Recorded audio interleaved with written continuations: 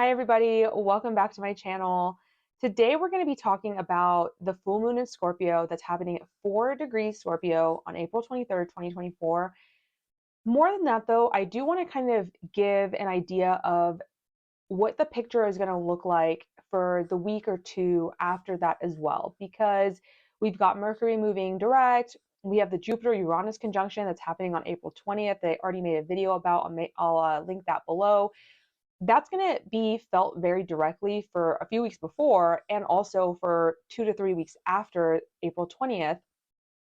But it's actually going to be a 14-year cycle. And so it's going to be prevalent for that whole 14 years. And you're going to see that area of your life, wherever Taurus resides, you're going to see kind of how this revelation will contribute to changes that happen to that house in your chart over the next 14 years. So I'll go ahead and link that below. But what I wanted to make this video about was because this full moon is happening right before Mercury turns direct, and then we're just having some changes happen. April has been a really intense month in terms of transits, and I do feel it lightening a bit. I think collectively we're just in a more intense time right now. We can see that with everything that's happening in the Middle East, but also within ourselves, right? Because we are a part of that collective. So let's start talking about this full moon. This full moon is kind of the culmination or completion of something that happened when we had a new moon in Scorpio on November 13th, 2023. So if you can think back to that time, was there anything that was going on in your life for you? And you can also keep this in mind as I do the sign by sign readings, because I'll go over what area of your life that was in. Um, and it's interesting. The reason why this full moon stands out to me a little bit. Number one, it's being squared by Pluto at 2 degrees in Aquarius. But also, when you look at the chart for this full moon, as well as the chart for the past few months, it's been all the planets are clustered and moving together for the most part. Obviously, there's Pluto is on the other side asking for balance, but we've got a plethora of planets in Pisces, Aries, and Taurus right now. And whenever a full moon comes up, it's asking for balance, right? The opposition between the sun and the moon, and opposition between really any planets is always about some sort of balance that's trying to happen. And so when I look at the chart of this full moon and I see the Pluto and Scorpio not directly opposing anything but the moon, but the sun, but I'm seeing it just the way that the chart looks is giving me a feeling that there's so much activity in the Pisces, Aries, and Taurus signs in our chart. And now with this Jupiter Uranus conjunction in Taurus as well.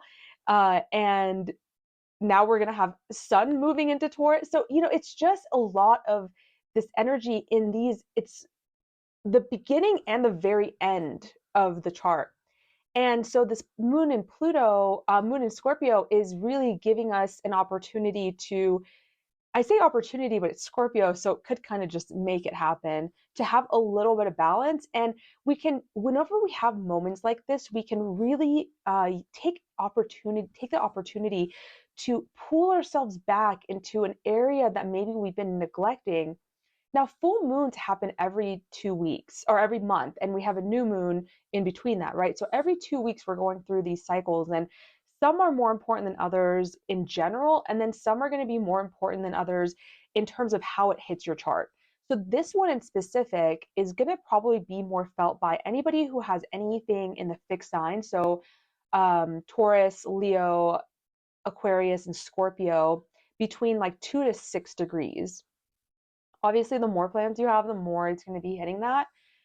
Um, but I always like to think about full moons and new moons as, I mean, they're very common transits, and unless they're happening with an eclipse, I don't generally put too much weight on them because they happen so often, right? So the more rare something is, the bigger of an impact it generally has or is felt by it.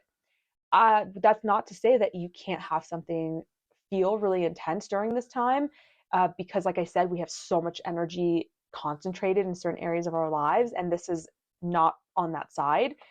But it is to say that, you know, life is cyclical and the moon changes very fast.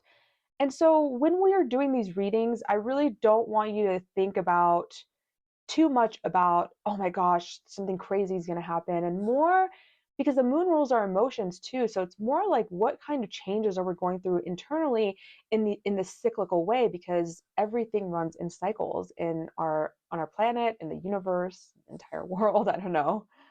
So like I said, pretty soon after this, on April 24th or 25th, depending on where you live, Mercury is going to station direct in Aries. And so that's going to bring, like, whenever I think of full moons, I always think of having, I mean, it's been really shown to us in practical terms that during full moons, the intensity and chaos is heightened. There is emotional intensity, right? We talk about emergency departments being filled.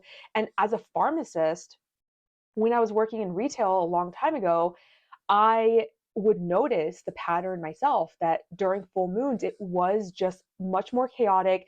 People were more angry and easily upset. So I noticed this too. And even in my personal life, whenever we have a full moon, I was born like right after a full moon. So maybe that's why I can sense this too. And my partner is actually born on a new moon, so it's like very different energies. But when we do have a full moon, I we tend to get into a fight.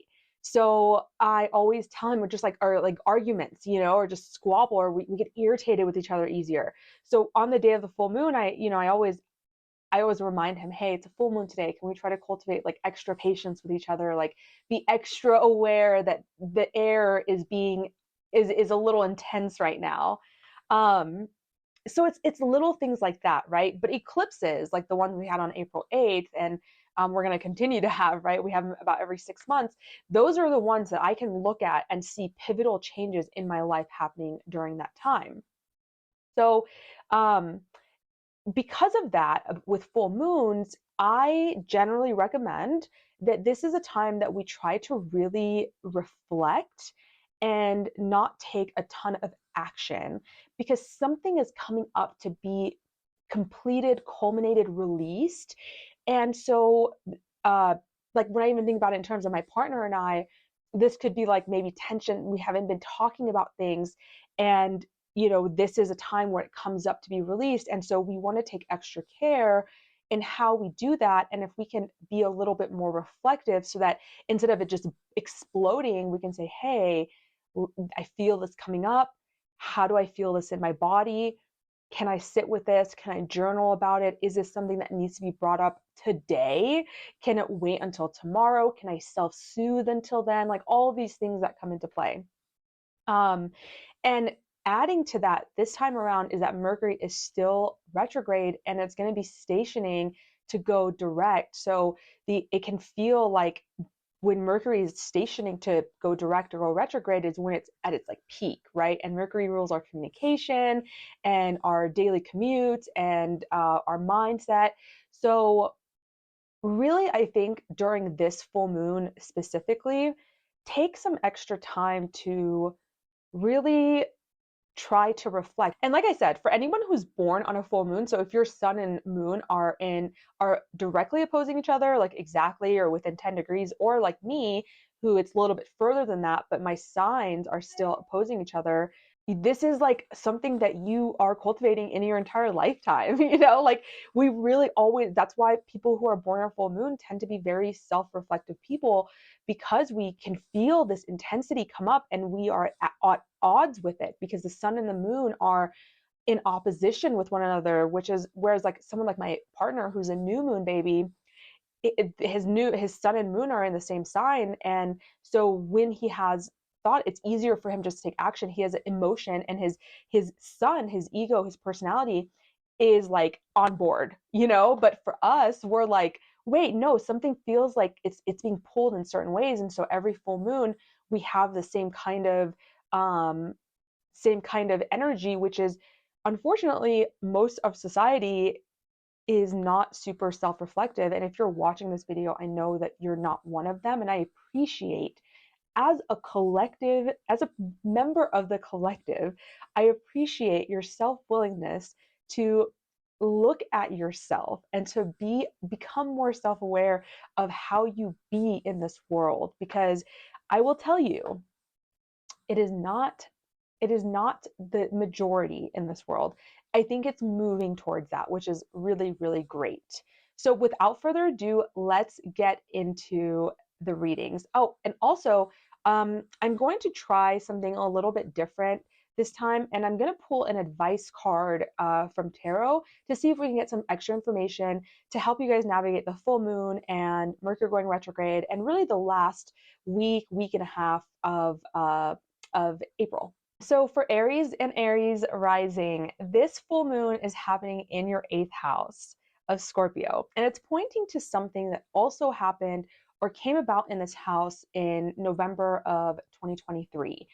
And it's coming to a completion. But first, I want to talk about all of the energy that is in Aries right now, as well as Pisces and Taurus. So you guys have such a plethora of energy in your 12th, first, and second house. And this is really interesting to me because it's almost like there's a new sense of beginning for every Aries, but also as a collective, because we're going to have Neptune moving into Aries and Saturn moving into Aries, but really Neptune is a collective planet. And so it's going to be, we're needing to purge a lot of what is not serving Aries, which is why Chiron has been in here since 2018, in order for the collective to be able to take on Aries energy in the best way possible. But also for you, it's happening on a personal level, right? So since 2018, having Chiron in your sign, I mean, this is bringing up so much to be purged and purified and healed so that you guys can really have this beautiful fresh start. But you still got Saturn in the 12th house. Right now, you've got Mars in the 12th house. You've got Neptune in the 12th house, and Neptune's been in there for a long time. So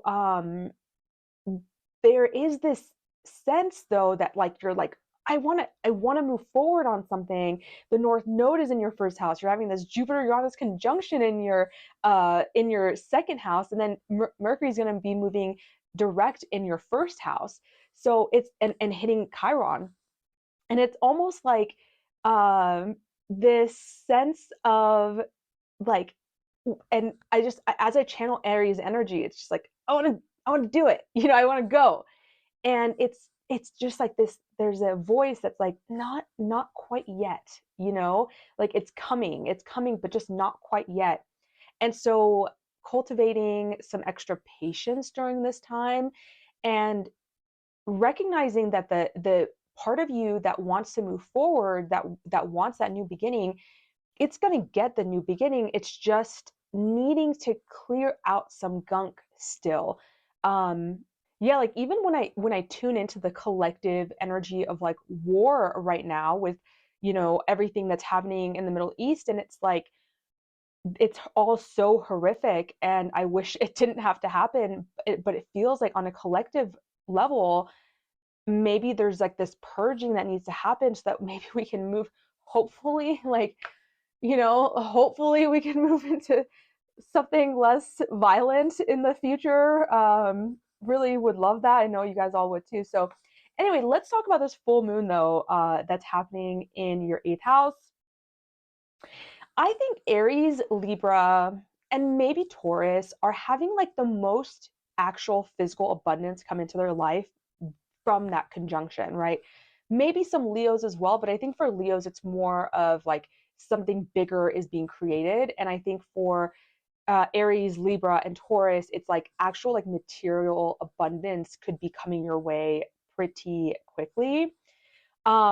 And so this lunation is happening in the house of investment. So was there like an investment that you made, or something that you and your partner shared your resources with in November of last year that is coming back up around this time in order to be looked at again or completed? The thing is with Aries, because the North Node is in your first house, and it has been since 2023, The feeling for me comes that it's still about you more. Like there's the focus, even if you're in partnership or you have investments, the focus is like on you. So like if it is an investment, it's like coming up about like how do you feel about this investment? What did you do with this investment? It's less about the investment and more about your perspective on it, your outlook on it. And if it's something that you're sharing or you shared with your partner, it's still feeling to me like the energy and focus is more on your perspective of it. It's like, maybe you're learning something about your partner's finances. Uh, you're seeing some sort of transformation happening in your partner, but the energy and focus is still on you. So is there something that a seed that was put in terms of your relationship with your partner, your business partner, or your business in around November 13th of 2023 that's coming up to be fully completed or culminated or coming to a peak point at this time?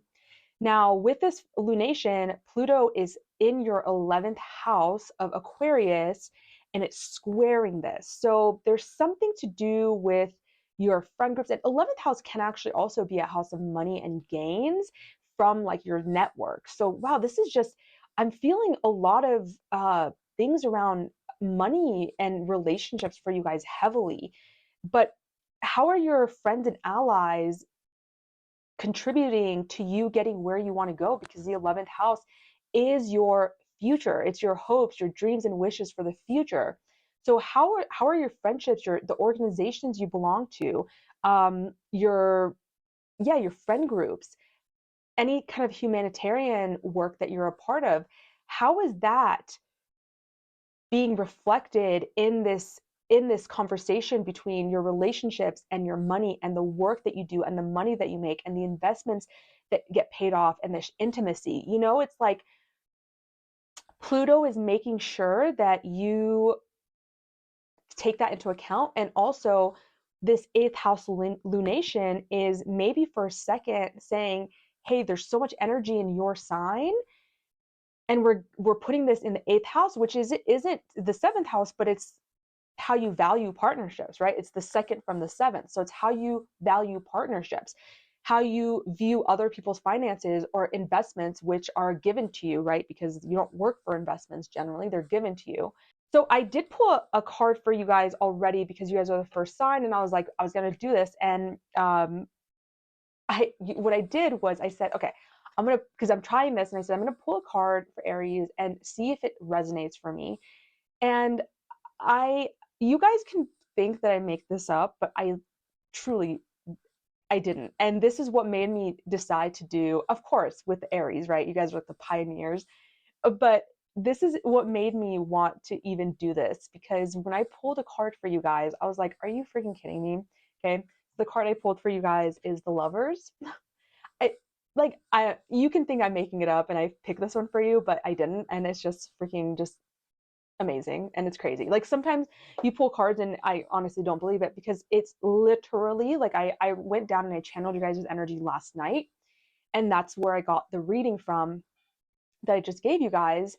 And then I pulled the card right before I started this video, and it's the Lovers. So what's the Lovers? The Lovers is about relationships. It's about give and take. It's about our values. And really, it's about choices that we make about how we show up in relationships. So this signifies to me that there is definitely something going on in your realm of relationships, either with a business partner, deep friendships, or a romantic partner or spouse. There is something that's asking you to reevaluate how you're showing up in those relationships, and if it's within your values, right? Because so much has been changing for Aries, so we need to make sure that we're upgrading the system, right? So like whatever system we've had, sometimes we just need to restart the system, reboot it with a new upgrade. This is a beautiful card of intimacy too, so it really could be you're making certain decisions in regard to relationships, and it could be that the values are no longer the same, and it also could be like because they're not clothed in this picture, so it really could be something that is like really revealing yourself to a partner, because that's the eighth house, right? Like we say marriage is the seventh house, and the eighth house is when we like after marriage, like what happens after marriage, when you really have to just get to know each other in such a deep way. And that includes knowing about finances and your partner's finances and shared resources and loans and that they have, or assets that they have, any joint ventures that you want to do together, especially in business or in something that has to do with money. So this is really like the advice that I'm getting for you guys is this is what this lunation in the last week of April, and really honestly, I would say until I would say 2 weeks after this lunation, this is really what you're asked to be focused on, um, and bringing some balance to this area of your life. All right, thanks, Aries. I'll see you next time. Taurus sun and Taurus rising. There was a new moon on 11/13, November 13th of 2023 last year in your house of marriage and long-term relationships. Maybe around that time there was something that came about, something that was brought up in your relationships, or if you don't have a relationship, it could be your business partner, or something that came up in your business relations, like with a client that you work with, or some friend that you have a very deep connection with. A seed was planted, a conversation was had. So it could be coming back up during this full moon on April 23rd in order to be completed, or to really, yeah, to come to a peak or a culmination about this. Because when I look at your chart right now, too, like there's a lot going on in your 11th, 12th, and first house, right? And just days before the full moon on April 23rd, you have this beautiful Jupiter Uranus conjunction. I mean, beautiful for the most part, right? Like nothing is binary, but it to me it feels quite positive as long as we're able to harness the positive aspects of it, like anything else. So it's like focus on you, right? And then we've got planets in your a lot of planets in your 12th house right now because of all the stuff in Aries. Mercury's going to be going direct in your 12th house. So there's been some reflections about your spirituality, about your solitude, getting some closure or healing on a subconscious level, revisiting some self limiting beliefs in order to do something in your 11th house, maybe, which is where Saturn's at, which is where Mars has been. And so both of those are trying to kind of restructure your friends, your allies, the groups you're a part of, internet, technology, astrology, your hopes, your futures, any humanitarian things that you're into. Saturn and Mars have been kind of pushing you in that regard. And also the restructuring of Saturn can sometimes feel limiting, right? So Saturn doesn't just give you whatever you want. It's not Jupiter. Even Jupiter doesn't give you whatever you want, but it often tends to, whereas Saturn really wants to teach you something. And often after Saturn has completed in that house is when we really get the fruits of our labor. But it really just depends on how you do with Saturn energy.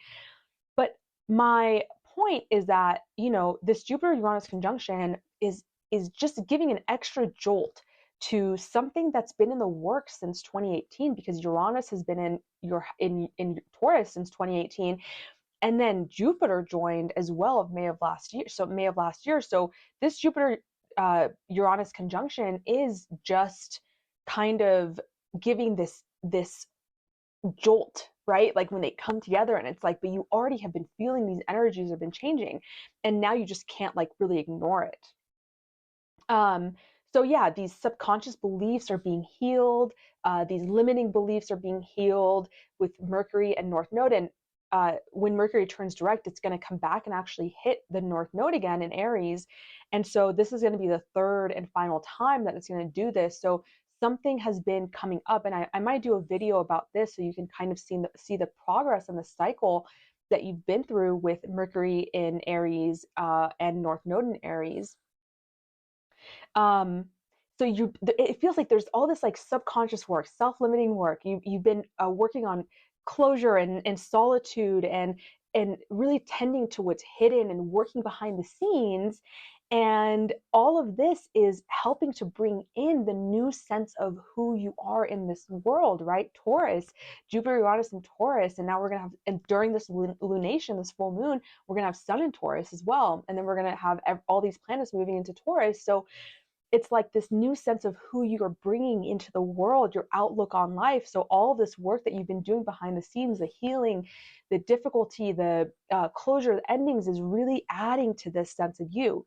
So this is where all of the energy's kind of been for a while now. And yet in the background, there's been this energy that was planted in your seventh house around November of last year that is also at play. And so what is happening during this full moon is it's saying, hey, we're working so much on your things, right? Like your allies, your groups, your subconscious beliefs, your sense of direction in life, your 10th house or your first house, your outlook on life. And now there's a sense of balance that needs to happen for at least this few days around this lunation. But really for me, I'm feeling like this is until the 1st of May, where we're being asked to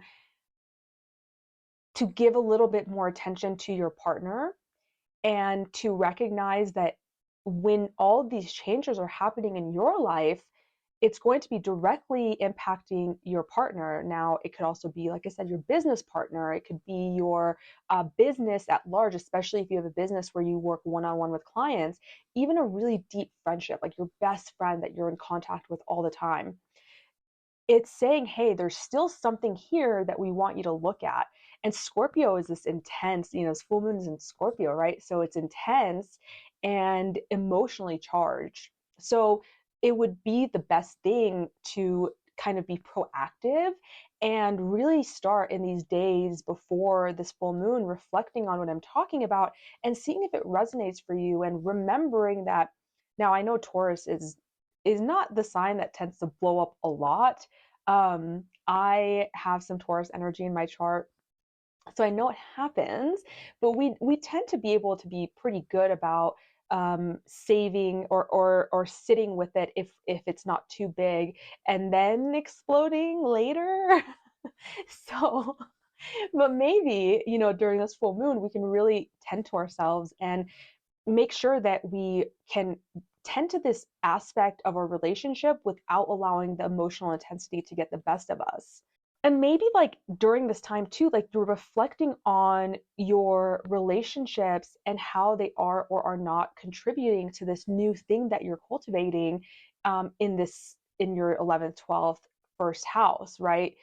Like I said, because when you're changing, you have to reevaluate if the relationship is still on track, and now you get to also ask, like, is this adding value into this new sense of self that I'm going into?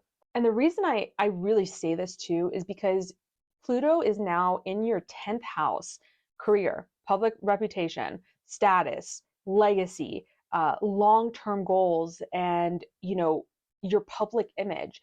It's doing something in the highest point of your chart for the next 20 years. So when we have anything in the 10th house, that's an angular house. So it's a very important time in our lives. And the other angular houses are the first, which you've got a lot of planets in, especially as a Taurus rising. The fourth, which is kind of like the empty area right now. It's ruled by Leo for you, and there's really nothing there. And then we've got the seventh, which is our relationships, and then we've got the 10th. So is this partnership, is the people that you have in your life, is this contributing to your 10th house of career and self-direction that you're wanting to go? Now, obviously, you're not going to have this figured out like this week, because this is a 20-year process, and it's going to transform and then transform again and then transform again, because that's what Pluto does, right? So it's just really important for you right now. Like, Taurus are such committed people, and it's so beautiful. Like, they're like these slow builders of beauty and intimacy in life, And what can happen oftentimes, though, is that they just kind of like accept and love what they're given. And so what can happen, though, with Taurus is that they don't want to look at anything that can really get in the way of the security and stability that they built. Uh, Now you have Scorpio naturally in your seventh house if you're a Taurus rising. And so you kind of get confronted with this and you can feel that energy. And so you're kind of always trying to keep the peace. So this is a really good time for you to get challenged by this full moon and allow it to kind of reveal to you something about your partnerships, even how you are in your partnership, or just something about your partnership that will allow you to see how that's contributing to all these new changes that are happening in your life. So, we're going to pull an advice card for you, Taurus, and see just kind of what advice do we have for Taurus during this full moon and the last week of April. Let's see.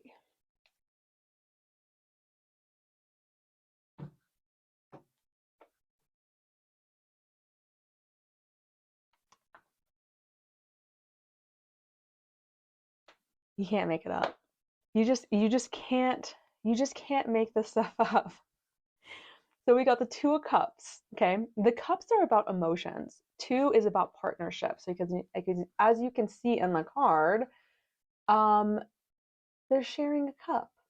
So this to me is just reiterating everything I just said. I don't think I really need to go too much into this because this is about working together. And when I see two, it's about always about some sort of balance as well. Working in partnership, working together in the realm of emotion to see, is this still working for us? The beauty about this, though, is that this is really about like mutually beneficial partnerships, whether that's relationships or business partnerships. This is like you guys are wanting to make this work. You guys are wanting to be on the same wavelength with each other, or you could be meeting a partner if you're single that could be very on the same wavelength as you emotionally, or new business partners, someone that you want to do business with. And it doesn't have to be crazy. You could be collaborating with them, you know? So this is such a beautiful energy because, you know, when we talk about Scorpio and the intensity of it, that can sometimes feel kind of, I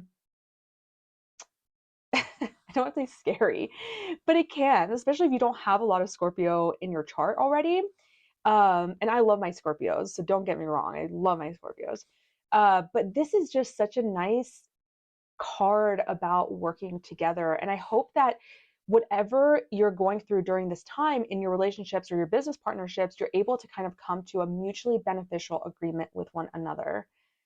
All right, until next time, Taurus. Okay, my Gemini and Gemini rising. I don't know.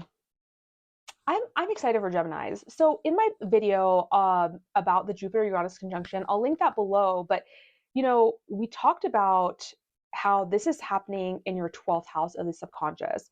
So right now, you've got a lot of planets in your 10th, 11th, and 12th house. And this conjunction I just talked about bringing some sort of awakening or breakthrough in your 12th house of subconscious beliefs. You know, you can choose to look at it as a negative thing, but in my opinion, Uranus, I mean, Uranus in the 12th house, like I said in the other video, is kind of unsettling. But Jupiter joining since last year just intensified things and but brought this kind of like a little bit of a more positive energy into there. Now, if you're not a Gemini who is really self-reflecting, that this may feel harder for you, you know, but like I said in my intro, like if you're here, you're probably a more self-reflective person, right? You want more self-awareness. You're using the tools like astrology to garner a more of a sense of self and to help validate and amplify what you already know about yourself deep inside. So, you know, the 12th house can even be like foreign lands, overseas travel, and just working behind the scenes. But for Geminis, I feel like it really is working on the subconscious realm, that the healing and endings and closures, because the 12th house is the last house before we move into the first house. And Jupiter is moving into your first house in May. That's so exciting for you guys. Like, that's why I think that this is actually quite positive, this Jupiter-Uranus conjunction, because it feels like Jupiter is asking for you to wrap these things up so you can move forward. I know this is a video about the full moon that's happening in Scorpio, but when I get into Gemini's energy, which I'm a Gemini sun, but honestly, I think it's just really getting into this energy, I want to speak to you guys more. There's so much communication, and I feel like when I speak with Geminis, there is so much communication. It's so easy for them to understand me. It's so easy for me to understand them, and I just love talking about them. So this breakdown in your subconscious, or breakthrough, or enlightenment, or light bulb, is looking at Saturn in your 10th house, right? So I had something in my teeth. So Saturn in your 10th house is asking you to get really serious about your life direction, your career, your reputation, your public image, your public life, right? So even if you don't have a career, it's what you do in the public. And so maybe there are some self-limiting beliefs that are holding you back in that area. And you've got till 2026 with Saturn in this chart. He does place limitations. Saturn feels heavy. So you may feel like there's heaviness in that area that you don't quite know what to do. But when going through that process of having that heaviness is what is going to help you learn the lessons and bring more structure into that area of your life, right? Also, when I think about Aries in your 11th house since 2018, there's been a lot of changes in your networks, in your friendships, in your groups that you're a part of, the organizations you belong to. And Mercury is your ruling planet. So since April 1st, it's been retrograde in Aries, in your house of friendships, allies, social groups, clubs that you're a part of, organizations you belong to, your future, your hopes, your dreams, your desires. And so it's been asking you to deeply reflect on that. And it's going to come back. And when it goes direct on April 25th or April 24th, depending on where you are, it's going to hit Chiron again. So this is a third time that Mercury in Aries is going to hit Chiron during this cycle. And so really there's this evaluation of like, what are your hopes and dreams for the future? Who are you taking with you? What friends, what groups have been really helping you get to where you want to go, and who hasn't? And what legacy do you want, and who's going to be going with you is really where I'm trying to get at. So all of this stuff is happening, right? Like 11th or 10th, 11th, 12th house. So this is all like mostly, having to do with things really out in the world. Even though the 12th house is your subconscious, it is also the house of like the collective consciousness, right? And now this full moon that's happening on April 23rd is coming into your 6th house. And so I want you to think about November 13th of 2023. Was there something going on in regards to your health, your work habits, your fitness, diet, your pets, your sense of like service to the world? Was there something that happened, or a seed that was planted, or anything that happened, or thoughts that you were having about those areas of your life? And how do they relate to what is now going on around April 23rd? Maybe you're seeing something now, or something's going to be revealed to you about everything I just mentioned that you weren't seeing then, and that you needed more clarity on. Okay, hold on. I just got something really, okay. This is what it looks like for me. I can say this because I'm a Gemini sun, okay? I get a pass for this. This is what I've noticed in Geminis, including me, okay? What happens is, let's say we get this healing in our subconscious self, right? Or our subconscious minds, these limiting beliefs that we have in the 12th house that, are being healed right now. And we get this healing and we're like, wow, this is amazing. And then we just kind of like move on, like we don't really take the time to integrate it into our lives and take practical, actionable steps, because it's like we love learning. Like we just want to, we love learning, and we so easily understand and grasp intellectual concepts. So when when we learn something new, or we have that moment of enlightenment or breakthroughs around our dreams, our subconscious limiting beliefs, it's like 11th, 12th house stuff. I feel like we got a lot of stuff going on there.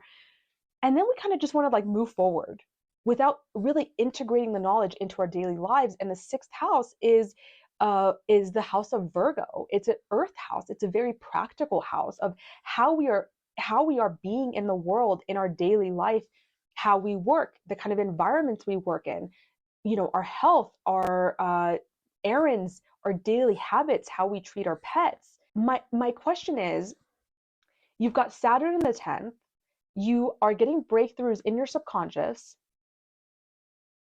Okay, sorry, sometimes I just get really excited. So the changes in your career that you want to make, in your life direction, your public reputation,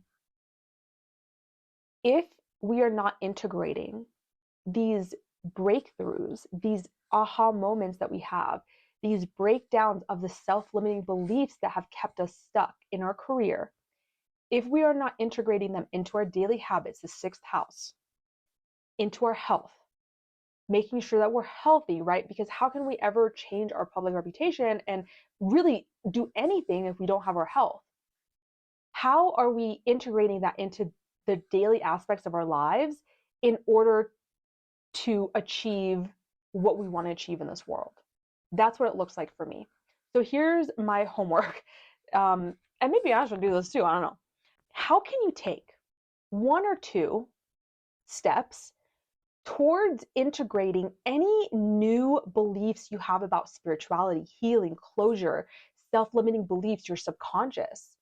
One or two during this full moon, April 23rd, and for even honestly until the last week, the whole last week of April until May, really actually until Jupiter moves into Gemini. I think it's like I think it's May 15th, but I'm not positive.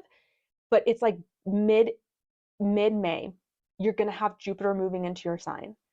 Do the work right now, and I promise you, it will make that transit so much better. It will just intensify how amazing it will be to have Jupiter in Gemini. Even though Jupiter doesn't love being in Gemini, it's still a benefic planet, and it's still going to give you some growth, right? So we want to make sure that we're doing our best to clear things out before Jupiter moves into Gemini. Oh yeah, and then reflecting on this, Mercury is going direct on April 25th, right? So this is still a time of reflection. And so you have time. What one or two or three things, if you can manage it, can I implement? Wait until the 25th, implement them. Journal about it. On this full moon, really get a sense. And this full moon in Scorpio might show something to you. It might look like you just being done with your health being bad, your fitness being bad, your diet being bad. You just might be over it. And so it's going to show that to you in a way that makes you want to make change. So let's be proactive. All right, so let's do a reading for Gemini. I want to get one advice card for you guys. I feel like I kind of already gave you advice, but let's see if the cards have anything additional that they want to say. For Gemini, the last week of April, what do they need to know? The full moon in Scorpio, the last week of April.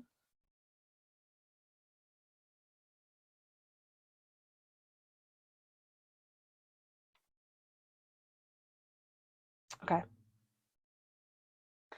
Look at how fun. Look at how fun. I mean, so this is the sun, and this is the card ruled by Leo. This is about strength of character. Jupiter is moving into your guys' sign in May, and it's highlighting your character and bringing light back if you felt in a dark place with that Jupiter-Uranus conjunction, having to explore this spiritual time and the Uranus being in there for so long, and it's going to continue being there until 2025 or 2026. But this Jupiter and Gemini is saying, hey, like more fun is on the way, strength is on the way, lightness is on the way. You are going to be in the limelight. This is the Leo card, right? And the Leo card is like being in the limelight. You are going to be in the limelight How do you want to act when you have the limelight on you? When Jupiter is showcasing and expanding everything that you are, you're going to be the center again. Let's do the work. We just got to push through a few more weeks, right? Let's do the work so that when Jupiter highlights us, we can make the best of this energy. This is success, right? This is success. And so just everything, like I've been talking about, the 10th house, it's like we're headed there. There's vitality, there's radiance coming to you. It's this like beautiful warm energy that you're being offered. So my advice with this is exactly what I said. Do the work right now. Pretty soon you're going to be in the limelight. You're going to be getting so much abundant power, radiance, warmth, success, vitality. And we just want to make sure that we're the best possible Geminis that we can be before we get there. Okay? Until next time, Gemini. Before Cancer Sun and Cancer Rising, right now, your guys' 9th, 10th, and 11th house is being lit up. And it has been for several months now. And the full moon is happening in the 5th house, opposing a lot of planets in your 11th house right now. And okay, so here's the thing. I'm just going to say it like straight out of the gate. This is what I'm proposing for you guys. During this time, the full moon is happening on April 23rd.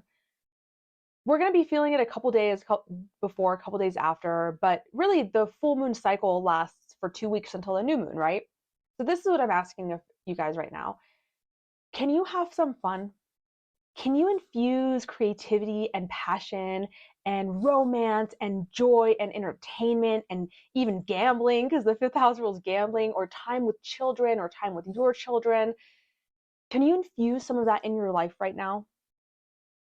I feel like Cancers not long ago, or maybe even currently, but it feels like it's kind of past the worst, went through some real difficulties around intimacy because Pluto was in your 7th house for 15 years and really transformed your relationships. Pluto's in my 7th house now. I'm a Leo rising. So we'll see how this goes.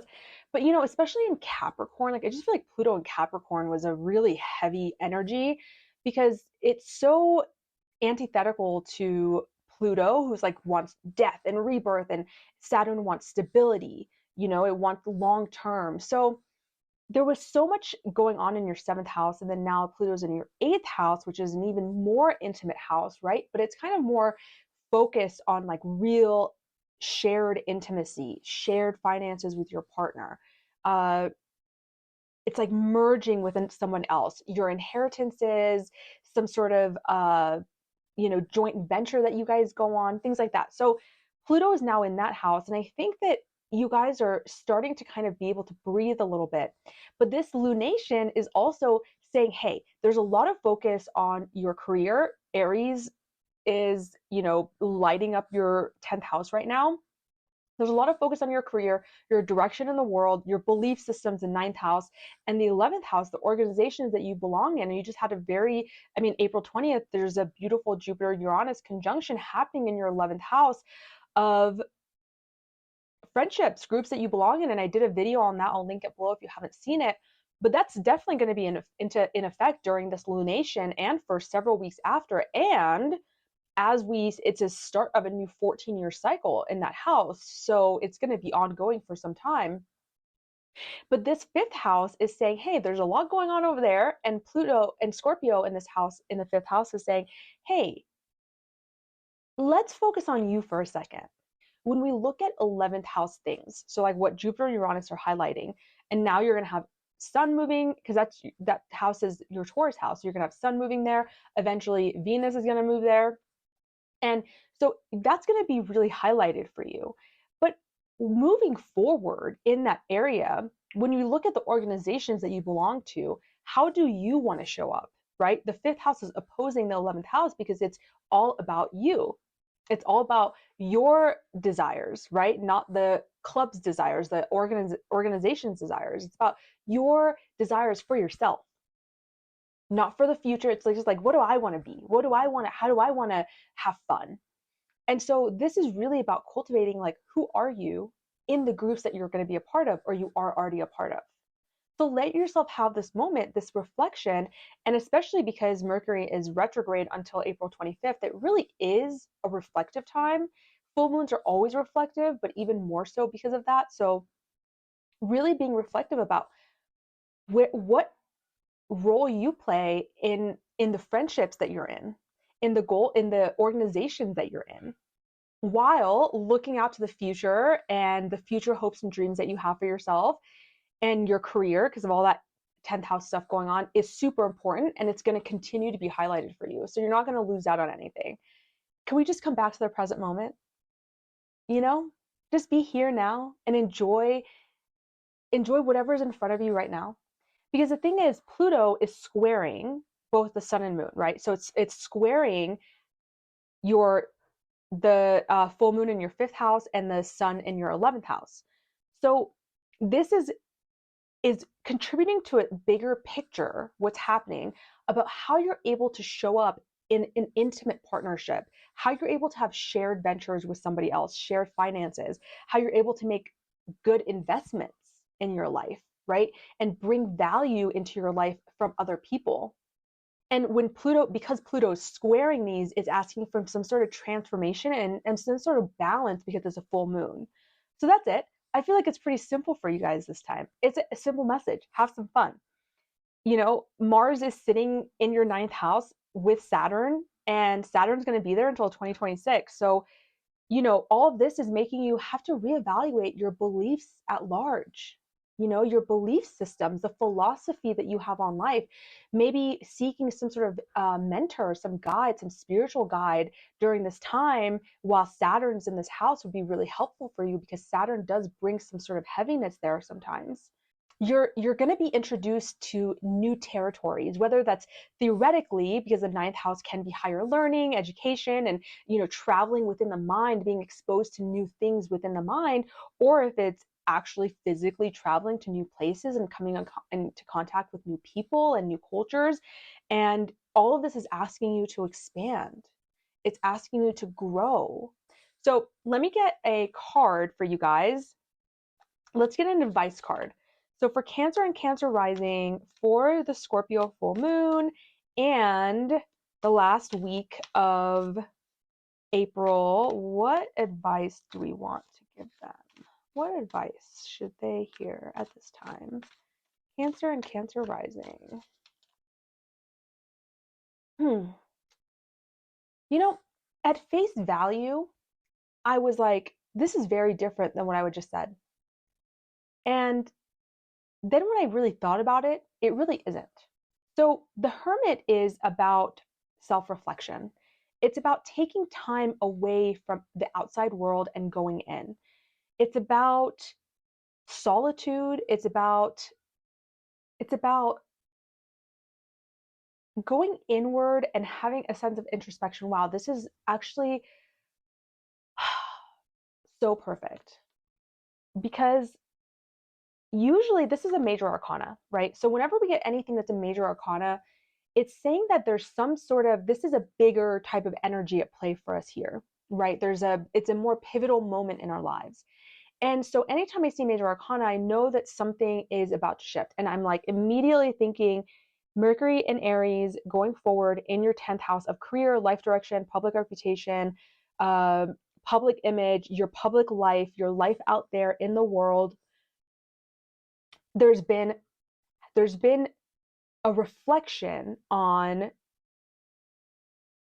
what you want to do in that realm.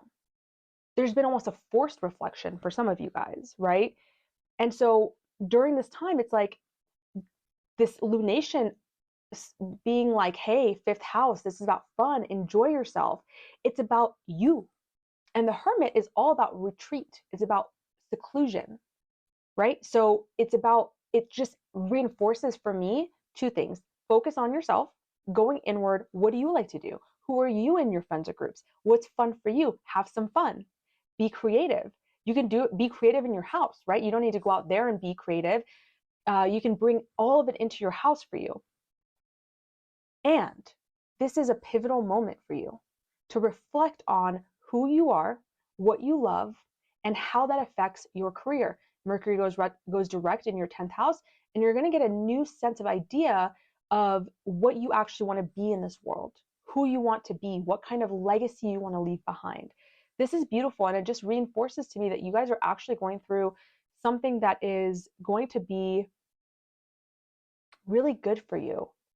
Things are going to be good, and you guys are going to get very clear about what you actually want out of life. This is also kind of like reminds me of the 9th house that I was saying, like Saturn being in there and you having to really restructure the belief systems that you have.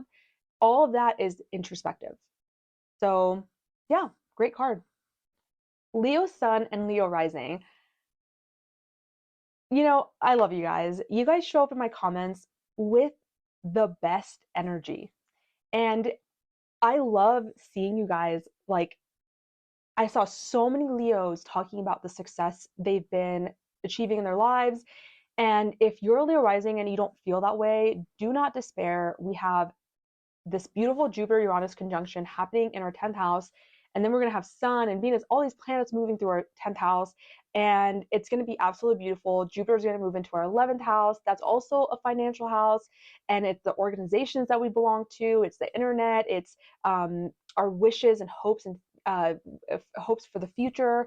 So that's also going to be beautiful. So if you're not quite feeling that as a Leo rising, do not despair. But a lot of the Leos that have been seeing my comments have been seeing that. And Pluto in the 7th house is making us change the way that we relate to people, whether that's in our relationships or in our businesses that we've decided. A lot of Leo risings have started businesses. I just love hearing this. So, because honestly, I would say up until like 2023, it was kind of tough there. You know, it was kind of tough there for Leos. I really felt it for several years. It felt like it felt really difficult. Like I was fighting a really strong current. And I felt like once the nodes moved out of Taurus and Scorpio and stopped squaring us, it really did ease things up a bit. Like I've had a lot of crazy things happen to me still in the last year while the nodes have been in Aries and Libra, but I've had a better time flowing with them, right? Because Aries and Libra are an easier aspect to our sign than the square. So this full moon in Scorpio is happening in your 4th house. It's opposing the sun in the 10th house and being squared by Pluto in Aquarius. So this is a thing for Leos during this lunation and really the end of April, is that we are being put into a grand cross, a grand fixed cross. So if you have anything 2 to 6 degrees Leo, you are being put in a grand fixed cross. So if you know anything about that configuration, there is some struggle, tension.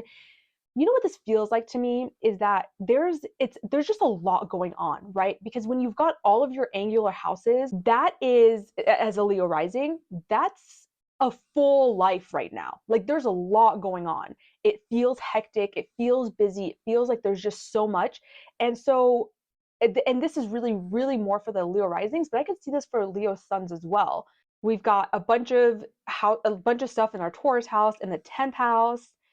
We've got 8th, 9th house lit up right now, right? We have Mars and Saturn in our 8th house, 9th house of Aries, where Mercury is currently retrograde and it's going to go direct on April 25th. So there's a lot of focus on our relationships with other people, our education, our belief systems, our career, and that's very like out here, right? And Leos, we kind of like being out there, right? I mean, we tend to be pretty self-aware people, but we love being out there. We love the attention. We love being out in the world, talking to people, meeting people, putting ourselves out there.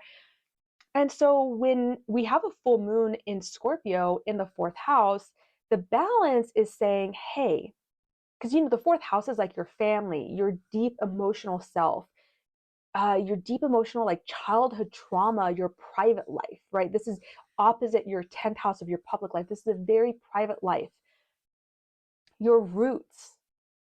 So what this is feeling like to me is, and I literally wrote this down, was, hey, you're doing so much out there in the world right now. Can you take rest and reflect on your inner world?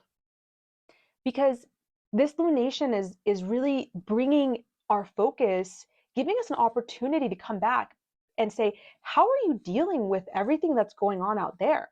Like, don't forget the work that we've done internally to get to where we are getting in our public life, in our careers.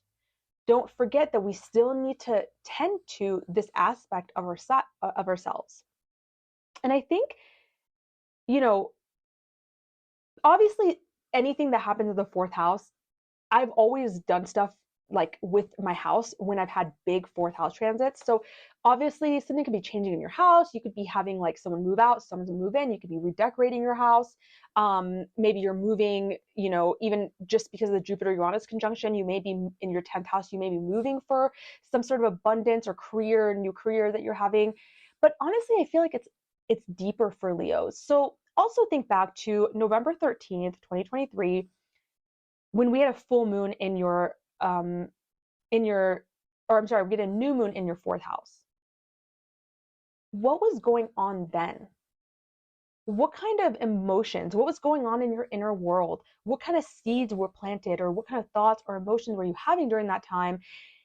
Maybe they need to be reviewed again, or maybe they're coming for a culmination. I could totally see this as being like, because for me, that's kind of when I really started moving towards this new goal in my life. And it came from this deep inner feeling of like, I'm tired of not fulfilling myself, of not tending to this deep part of me that's asking me to be a certain way in the world. And I'm tired of not having that. And so now we're getting a chance to review that again and say, has that changed? Has that transformed? Does that still need tending to? Maybe you're learning something new about yourself that you didn't know back in November of 2024 when you had those feelings. And maybe it's something beautiful, like something like you had these thoughts or you planted these seeds and now they're coming to fulfillment. They're coming to be culminated. So like I said, you've got all these planets, the 8th, 9th, 10th house, and it's like this focus on like being out there. And Pluto is in your 7th house and it's squaring the lunation in your 4th and 10th house. So this definitely has to do with our relationships, our business, how we work one-on-one with other people, our business partners. This is big energy for Leos. And so I really think, like I said, during full moons, we really want to be in this space of like reflection rather than action, especially because Mercury is retrograde.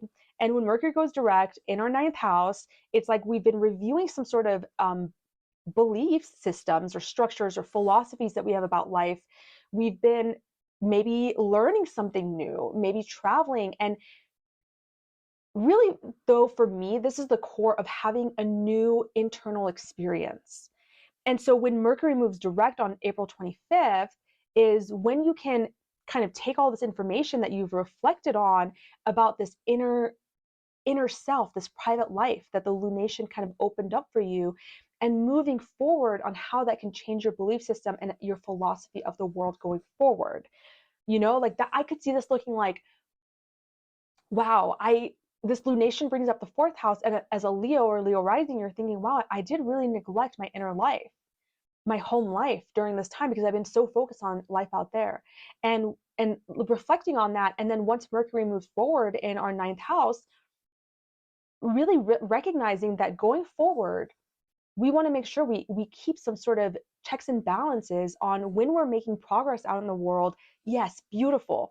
And also, don't forget about the inner part of our world, right? Like that matters too. Like Leos are so big on showing up for other people, like Leo rules the heart. Like we really are just always trying to show up for other people and help people and give them love and make them feel good.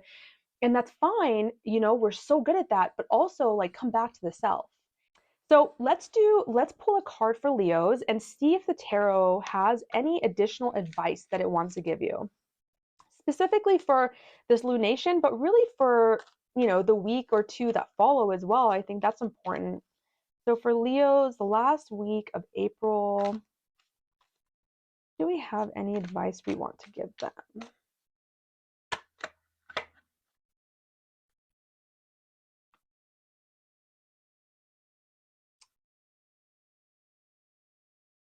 The 7 of Cups Interesting. So this really just kind of fell out here.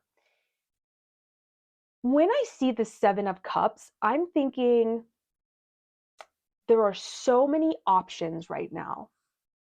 There's so many things. Okay, yes, hold on. Sometimes it takes a second for it to marinate.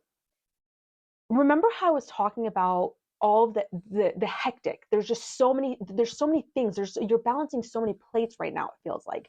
There's just you're thinking, even if you're not like seeing that in your physical reality, in your mind you're thinking, I have to take care of this, I have to take care of this.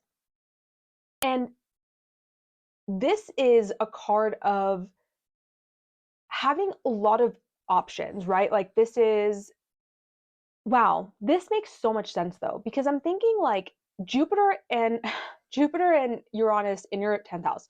Then you're gonna have Sun and move in there. And then you're gonna have all these other planets start moving in there.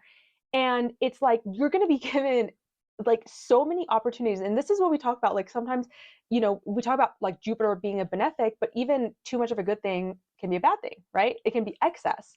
And so maybe there's just so many options for you right now. Like you've entered a new era where there's opportunity here and opportunity there, and you don't really know which way to go. Okay, this is the advice though. This is a Neptunian card. Okay, the Seven of Cups. It's this is emotional energy, and it's a Neptunian card because it can sometimes be illusions, and we can be pulled towards something that isn't based in reality yet. So this is actually perfect for this end of this month and this full moon until Mercury goes direct on April 25th.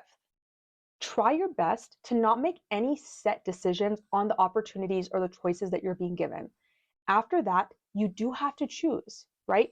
And it doesn't matter what you choose. You just need to make a decision and move forward. But until then, until April 25th, and during this lunation, this full moon, you are not completely clear on what exactly your belief systems are about the choices that you're making.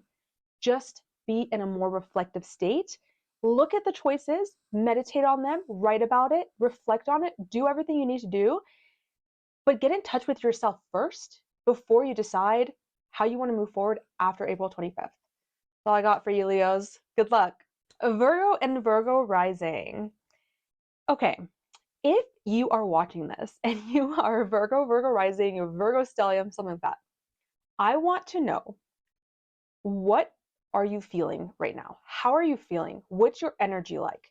Because the way I do these readings is when I go through every single sign, it's quite intensive. I really do feel into your guys' energy and try to imagine what does it feel like to be in a Virgo body? What does it feel like to be in a Virgo mind? What if these planets were hitting me in this way, what would it feel like? I was having a lot of trouble accessing your energy. I tried going in multiple times and it felt like there was a block. It felt like there was it didn't feel like, it felt a little lonely, but it felt more like you didn't want me to access the deeper parts of your energy. So I guess my question is, like, did somebody hurt you recently? Like, did somebody really hurt you? Um, or are you feeling really hurt by a relationship that you've been in? I don't know. It feels like, because you've got Saturn in the seventh of relating to others, and then you've got a lot of planets in the eighth and some planets in the ninth too. I feel like you're doing a lot of healing. That makes sense, actually. Now that I think about it, that makes sense. But I want to hear from you. Am I feeling that correctly? Yeah, let me know. I just couldn't access the deeper side of you. So I did my best, obviously, because that's what I do. But that's just the block I felt. I kept hitting, it was like I kept hitting a wall, and it felt like it was a wall to intimacy. It felt like it was a depth wall, like, yeah, very, very, very interesting. Okay, before we talk about the full moon, I want to talk about some other stuff. So you've got Pluto in your sixth house, which is your house. The sixth house is the Virgo house, but Aquarius is kind of like a weird energy for you guys.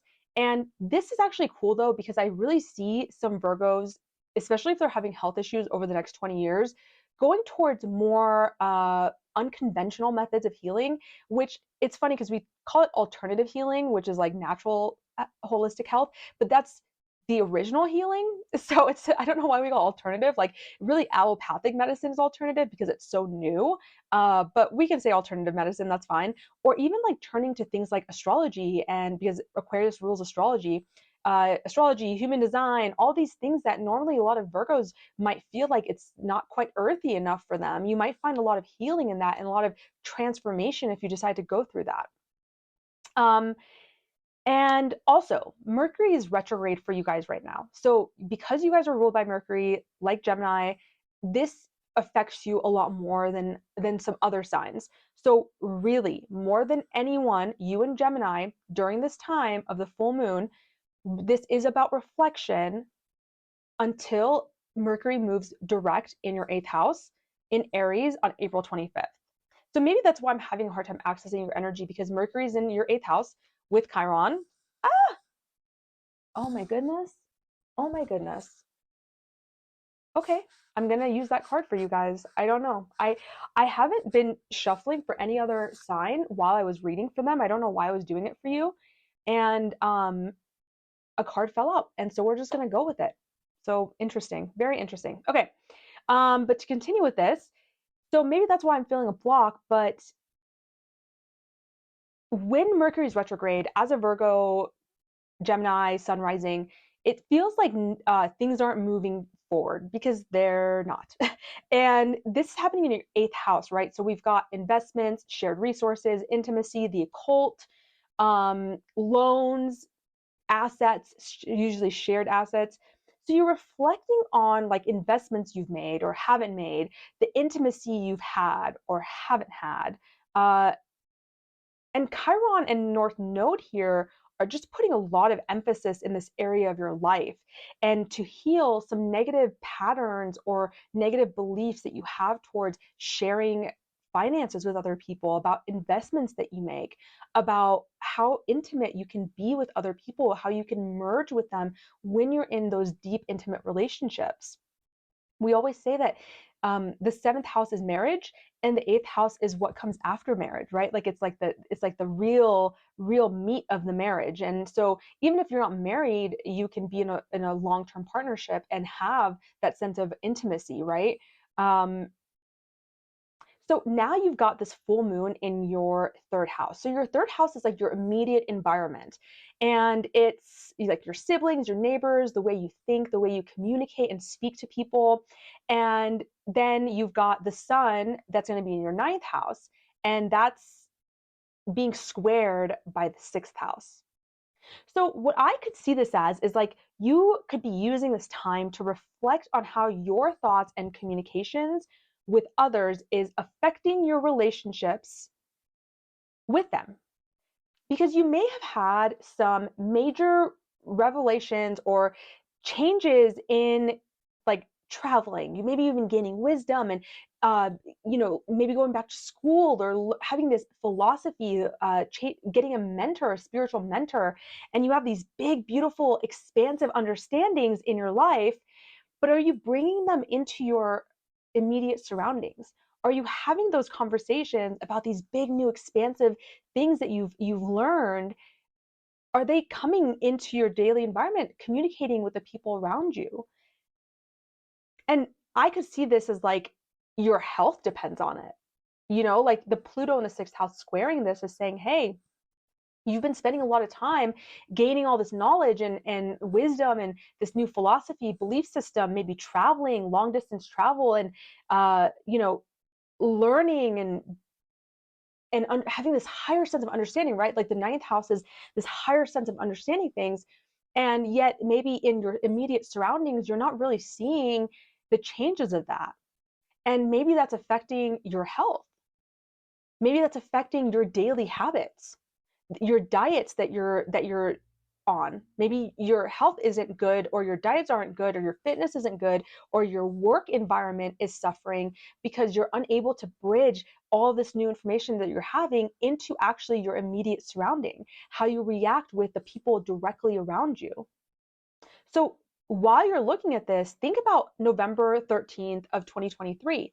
What was going on in your third house, your immediate surroundings? What was going on with your siblings? What was going on with your neighbors? What was going on with where you were residing? Like the fourth house is more of that, but the how it felt to be in that environment. And compare that to how it feels now. Was there a thought or something or a seed that was planted during that time that is coming back up right now to reveal something new to you? You can also use this time because Pluto going through your sixth house, like I had that recently, that was my 15-year transit. Really reflect on how your health is and what's going on with your work environment, maybe even your pets, maybe something is going on with small animals in your house. Virgos can really be great like mentors if they want to be, but I feel like they're so private, right? Like you guys are the hermit in tarot. So it's like it feels like there's always a sense of like keeping it to yourself, which is totally fine. But I think something's being asked that you share this right now. That's what I think is being asked. So when I was shuffling earlier, I got the full Fool for you guys as an advice card. This is beautiful, by the way. This is absolutely beautiful. I think you're going into uncharted territory. Whenever I see a major arcana card like this come up, this is a more pivotal. It doesn't have to be like the life-changing, time of your life, but it is a more pivotal than your like regular mundane times of your life. Is this end of April? April has been a crazy month. And so this last week of April is asking something new of you. The Fool, he's about to jump off into nothingness. He doesn't know what he's going into. This is the zero. This is the very beginning of the tarot. So he's completed this cycle and he's beginning anew. And how this connects to what I was talking about is that exactly what I was just saying, like how you guys have a tendency to harbor this knowledge and wisdom and expansiveness and growth during this time because Uranus has been in this house for 6 years, and Jupiter and Uranus are having this enlightenment moment in your ninth house of everything I just mentioned. And then maybe it's just not being brought down into your daily life. And so the Fool is saying, hey, I know you usually would keep all this to yourself, but can you go into uncharted territory? Can you have the courage? I mean, you have all of this stuff happening in your eighth house, and eighth house is like emotional courage. And this full moon is in Scorpio, which rules the eighth house, the emotional courage. Can you have the emotional courage to really integrate this expansive knowledge you've been learning through whatever means into your daily environment? Because maybe your daily environment's been neglected. Maybe the people around you, or the things that are happening in your day-to-day life just haven't felt exciting for you, or you've just been neglecting them. You've been more focused on out there, your relationship, your intimacy, your investments, your belief systems. And this is really saying, hey, let's try something new here. Can you have the courage to walk off the ledge and experience what could be on the other side of this? And this actually really relates really well to what I was feeling about that you guys being blocked, and me feeling like there was that you guys had been hurt by somebody who you deeply cared about or care about. And this is asking for you to have emotional courage in that situation, and don't let that keep you from allowing people in. Because the truth of the matter is, and as you're exploring the ninth house, you'll see this is like people are going to hurt us. How do we deal with that? We got to we got to find a way to move forward, because getting blocked off, all this energy in your eighth house right now, the North Node in your eighth house is asking for more intimacy. So getting blocked off right now is not going to be what is in your highest good. So that is it for you guys, and I'll see you next time, Virgos. So for my Libra sun and Libra risings, this full moon is happening in your second house of finances, values, material security, self-esteem, and other tangible resources. Now, interestingly enough, though, um, I feel very similarly with Aries that this has to do with your relationship to others, because the bigger picture is you guys have the nodal axis falling in both of your signs, Aries and Libra. So until 2025, and then we just had this eclipse in Aries, the new moon, in your house of relationships.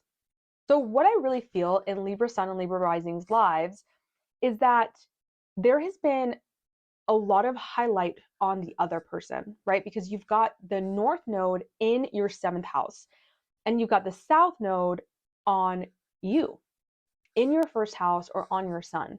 Especially if this is on your sun, I feel like this is a time where obviously it's like a little bit of an ego death, right? Your sun rules your ego. If it's in your first house, it's similar, but I could see this more as you being stripped. And honestly, the same thing for Libra Sun. The reason why your ego is feeling hurt is because there's a stripping happening. When we have the South Node coming on in our sign, what it's saying is there needs to be less. There needs to be less. There needs to be a stripping of something because it's outdated. Things are outdated. And what's happening is the North Node is expanding and making more in the house that it's in. So you have it in your seventh house. So, I mean, I could see this going so many ways. If you're a committed Libra, then you could see that your partner or your business partner or your business is seeing so much growth. There's so much emphasis on them, on their what's going on with their lives, and a little bit less about what's going on in your life. And even though you may be making changes in your life, this doesn't mean that nothing's happening in your life. When you have your when you're on the nodal axis that's transiting, there is generally stuff happening in both houses, but the focus is more on the other for you guys. And so now you have, all of this Taurus stuff happening, Jupiter Uranus conjunction, then sun is going to be in Taurus by the time this lunation happens. It's full moon on April 23rd. This is about other people's money, right? So this is what I said about I do feel like Libra and Libra risings could be getting some sort of like investment that pays off, or their partner could be all of a sudden bringing in more money, or they could just get a random check. Like that happened to me where I'll just get a random check and I'll be like, oh yeah, that you overpaid this. Like things like that happen in the eighth house. So it can feel like other people, right? And so as Libra, like, you guys rule the seventh house. It's not abnormal for you to put your relationship partner or your business, or really honestly it's like your partner, ahead of yourself. Like, that's not new to you. But right now it's being like really shown in your perspective that there's a lot of growth happening over there with your partner, and now your partner's money and investments. Things are outside of your personal life. So it feels like you guys are in a position where you might have had to take one step back in order to take two steps forward, right? And we all go through times in our lives where it's like that, where we have to move backwards in order to eventually be able to move forward. I mean, we go through that. I could talk about that a lot in my own sense, and I'm not even a Libra or Libra rising. But like so my partner is a Libra rising, and he's been making awesome changes in his life, and I'm so proud of him. And also there's been a lot of things happening in my life. For example, the North Node is in his house of partner, and I'm his long-term committed partner. And since this nodal axis started last April, I got laid off. Then last October, I had to put my dog down. And then this April, we had to put our family dog down. And then, I've changed careers and I'm trying to do different things. So it's like, so has he. But it seems like there's so much more focus on it being changes in his partner's life, right? So even though the access on my end isn't as powerful, I mean, it is, but not in the same way. Because I'm his partner, I'm feeling the effects. I think that's just such a cool thing, that the way that we're affected by astrology isn't just by our own chart, but by the people around us too, in our family. So You right now have a cluster of planets in your 6th, 7th, and 8th house. And so all this energy on other people. And then this full moon in Scorpio on April 23rd is coming into your 2nd house, which is your finances.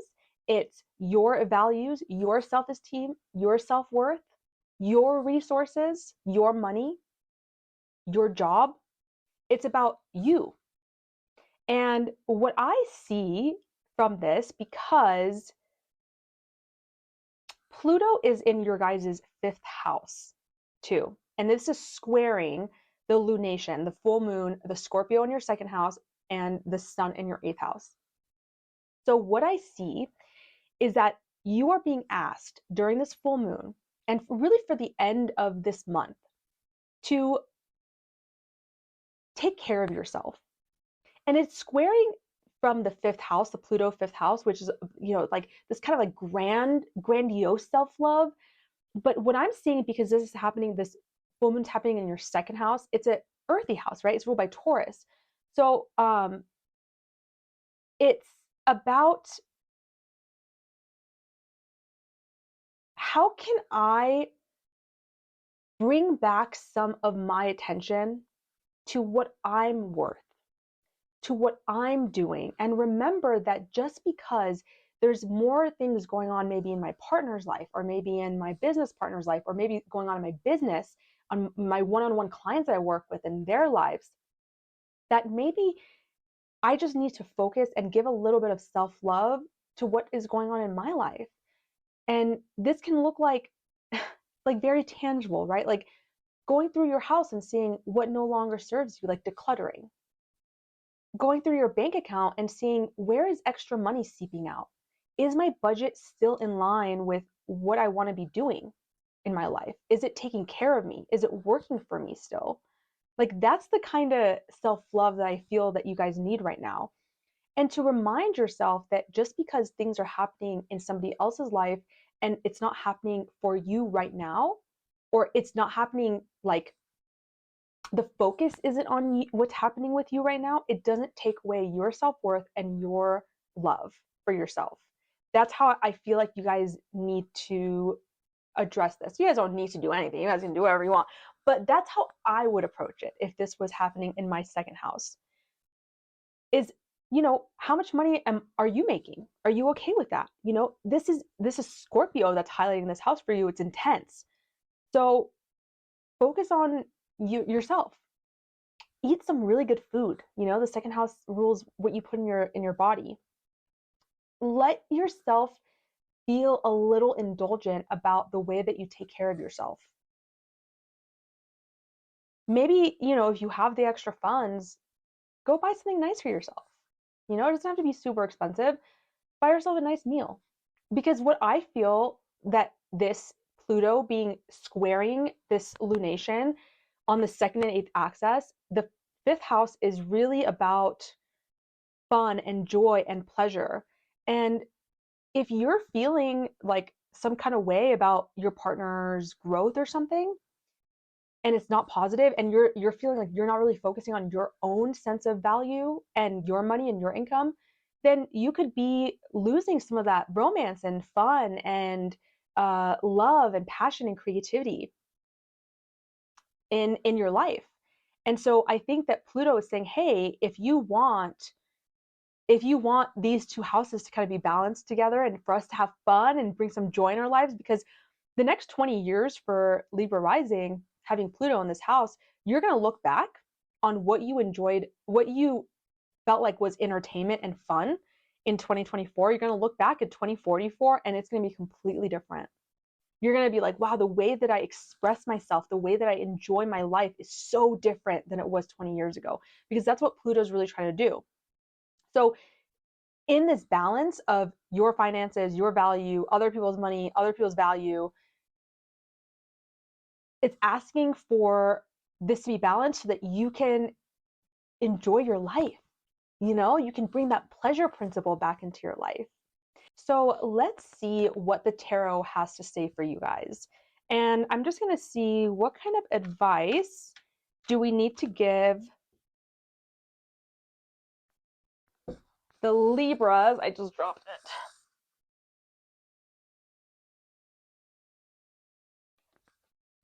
Oh man, okay. Here's the thing. Here is the thing. They wanted to give you 3 cards, okay?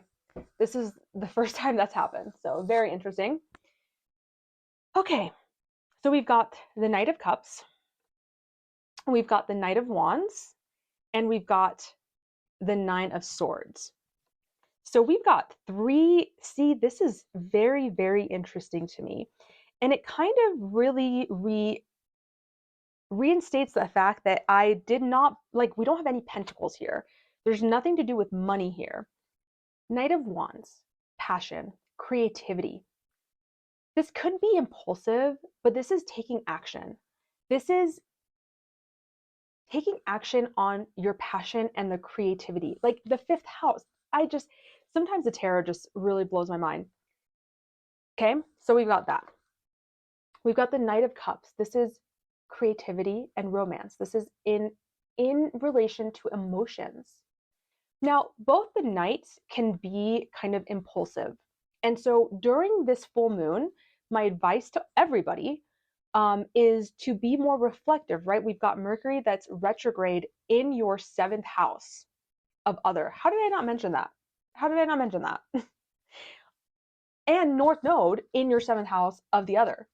So, and it's been there since 2018, right? So I get why you guys are like, when's it my turn? You know, but you're also experiencing such deep healing in your house of relationships, like really are just, wow, it's really going to transform you guys, because that 7th house reflects back to you, right? So when you're making changes and healing things in your relationship, then it's getting reflected back to how you act in the world, how you show up and your outlook in the world. So the Knight of Cups, Knight of Wands, this is really showcasing to me, you guys could be kind of impulsive during this time. And I really do urge you to at least wait until Mercury goes direct on April 25th to take any sort of action and just be in a reflective mode right now. But this is exactly what I was talking about, the intimacy, creativity, romance. This feels like Pluto talking to me, because both of these, even though like this is about emotions and this is about your passion, creativity, business, the wands are, or I'm sorry, yeah, the wands, it feels like it's just saying, Pluto is like, hey, we can have the fun, we can do all these things, let's be creative, we want to bring romance and passion, all these amazing things in our lives. And in order to do that, we need to get out of the 9 of Swords. Because this is anxiety, this is worry, this is him not being able to sleep because he's so anxious. And the thing about the swords is that the swords rule the mind, thoughts, mental. So what often happens, as we know, anxiety, worry, fear, insomnia. I could see this as insomnia for a lot of people with Aries, or I'm sorry, Libra and Libra rising, is that it's stories that we tell ourselves in our heads, right? Because we can't anticipate the future. And so we try to think about, oh my gosh, what's going to happen, or having anxiety about, your position versus your partner's position, or your relationship and how it's going, and where are you headed and where are they headed, and having all these things. And Libra is an air sign. So, as air signs, I can speak, I'm a Gemini, there can be a tendency for overthinking and being really worried all the time, especially about partnerships.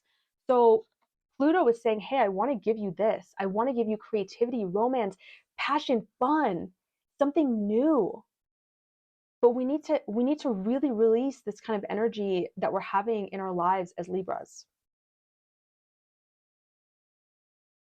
Because on the other side of this is so much goodness. I promise you. It really is. And so much healing for you. So that is all I have for you guys, Libra and Libra risings. I will see you next time. All right, so Scorpio sun and Scorpio rising. Well, this full moon's happening in your house. So this is going to be especially strong if you have your sun or rising in 2 to 6 degrees Scorpio, obviously. because it's happening at 4 degrees Scorpio. There's something coming into completion in your identity. So what I want you to think about is November 13th, 2023. What was going on during that time? We had a new moon in your house. Were there any seeds you were planting? Were there any changes that you wanted to make, or changes that you were thinking of making? These are coming back up to be completed for fulfillment, some sort of culmination. If you've made any actions towards being a different way, or seeing the world in a different way, because the first house is like your identity, but it's also your view of the world. So it's like the veil that you see the world through. It's your body. So you could have been wanting to make a change to your body during that time. Like, how's that going? Around this full moon on April 23rd, those are things that you can be kind of thinking about and taking stock of. And also, during this time, because it's a full moon, there can be something revealed to you about the thoughts that you had, or maybe you wanted to change your look in a certain way, and now something's being revealed to you about that thought that you had.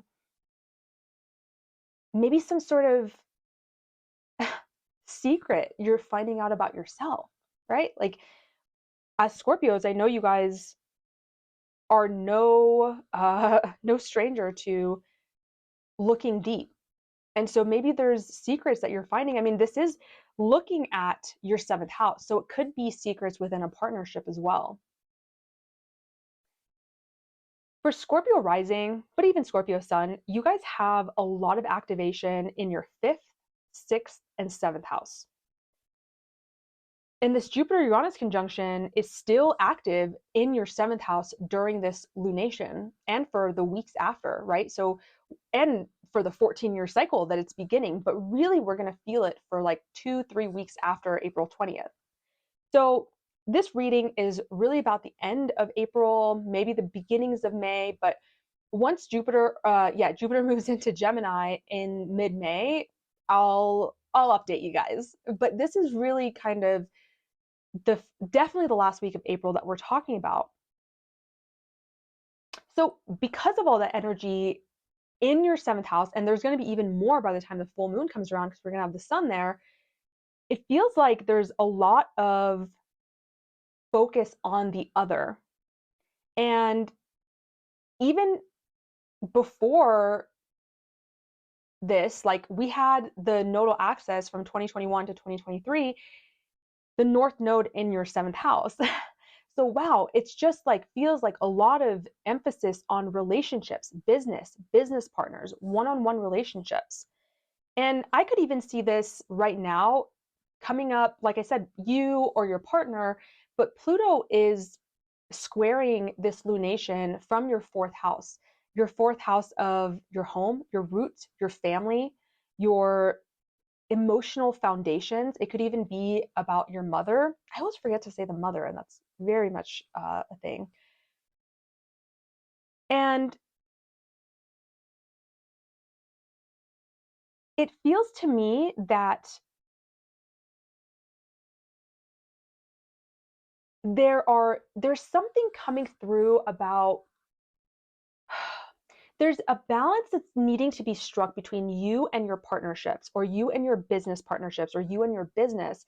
And it has to do with either your home, your physical home, your internal home, right? So like your emotional foundations, your private life, or your family, like your nuclear family.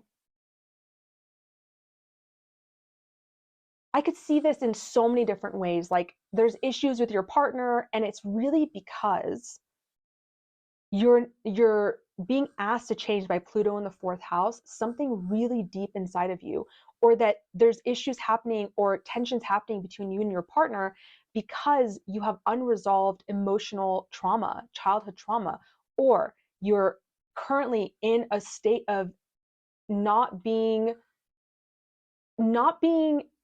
in with your family the way that you want to be, or that there's just transformation that needs to happen within your family. And you may not realize it, but it could be affecting how you are being in the world and how you are relating to your partner, your business partners, one-on-one clients, and deeper relationships like that.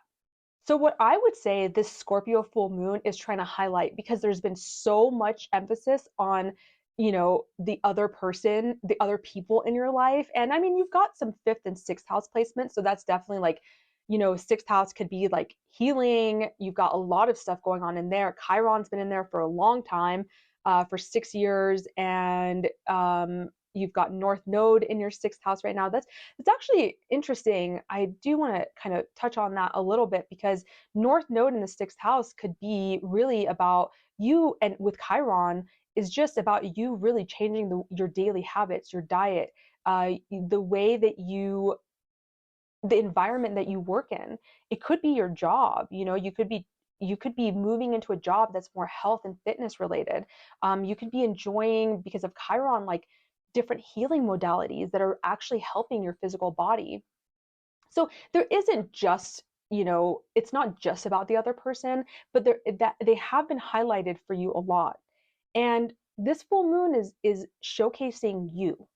If you look at the way that you're showing up in relationships with the other person, or within your family, or for your inner child, because of the fourth house involvement here, what can you do to bring peace into this situation? Because it's highlighting yourself. Now, if you're feeling tension in the areas that I've talked about, first, fourth, and seventh, this is a T square that's happening in the sky, right? And so the opposite end is the 10th house, which is empty right now in the sky. There's nothing major transiting Leo. And so it could give you some reprieve to focus on your direction in life, how you want your public life to look, and like your reputation, the legacy you want to leave in this world. It's so important. But as somebody who has a natal Pluto in the fourth house, I will tell you that Pluto will keep pulling you back to yourself. It will keep pulling you back to your deepest emotional core, to your relationship with your family, your mother, but really your family life, until, and it's looking at your 10th house, right? Because it's opposing that. So it's saying, hey, we want growth for you, and we want you to get to where you want to go in life, and the life direction that you want, the legacy you want to leave.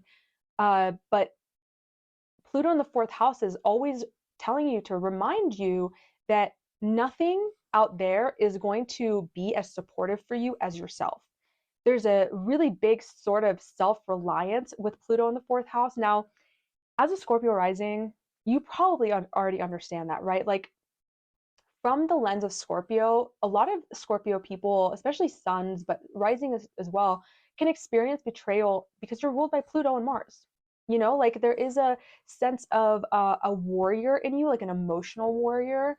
And Pluto is like that death and rebirth that's constant. And in a way, I know it's not easy sometimes, but in a way, like I really admire people who have heavy Scorpio, or even any Scorpio placements in their chart, because I I have Pluto square my ascendant and and opposing my Mercury, so I have a fixed T square in my chart, and it's taken me a long time to get cool with Pluto. Like it's and and Pluto is there, like you can't escape it. So you guys really have to, from a very early age, come to terms with Pluto, and having that death and rebirth. And so when I talk to you guys, it almost feels like you already know everything I'm saying, especially when I talk about Pluto. Because yeah, I love talking about Pluto, and I love this transit for you though, because this is some really deep work that's going to happen for the next 20 years, and it's my life work with Pluto. And what I can tell you for sure is, look at where your natal Pluto is, and depending on where that is, I have a video about that too, actually. It's on my page. It's really going to only be relevant to you guys because I didn't talk about it with anyone else, but it's on my page. So it's about how to deal with Pluto transits. And really, this Pluto in the fourth house is really going to be kind of looking to a bigger picture in your life, which is your natal Pluto. And like I said, I talk about that more in there. But yeah, I feel like this full moon is just saying one of two things. One, focus on yourself for a little bit, reflect on giving love and attention to yourself and your identity, and thinking about how things have kind of shifted for you since November of 2023, since we had that new moon. What's kind of being culminated in your identity right now, or being revealed. And so it could be that, and it could also be showing you, if you are someone who resonates with the fact that there could be conflict in your home life with your family, or your inner child wounds, or your relationship, then it's a reminder that, the way that we show up in those relationships is half of it. So let's see what the tarot wants to tell you guys. So let's see what kind of information, what kind of advice do we want to give Scorpio and Scorpio risings for this full moon and the last week of April? Full moon, the last week of April. What is coming up for you guys?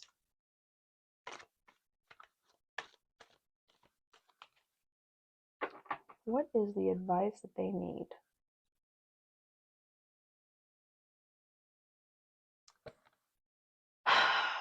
The Ace of Cups.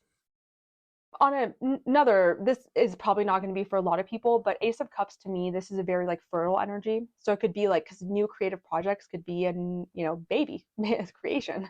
So for some of you guys that may be true, but for most of you, I think that this is maybe a new relationship, a new friendship, someone coming new into your life that you connect with on an emotional level. But when I see the Ace of Cups, the first thing I think about is like, just you're ready for something new in terms of creative and emotional fulfillment. And I also can see that there is a very compassionate side to this Ace of Cups. Okay, I just got something. I have to really reflect when I get tarot cards sometimes. I have to like sit with it. It feels like there's actually a portal of so much love flowing through you guys during this time. And when I think about the full moon, okay, Scorpios, my battery died.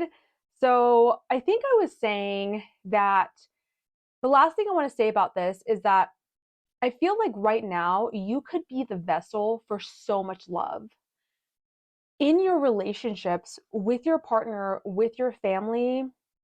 You could be this compassionate, deep, and spiritual vessel of love coming through for all of these people. And if that doesn't resonate, then it could be that you're this deep, spiritual, emotional, compassionate vessel for a new project to be birthed through you.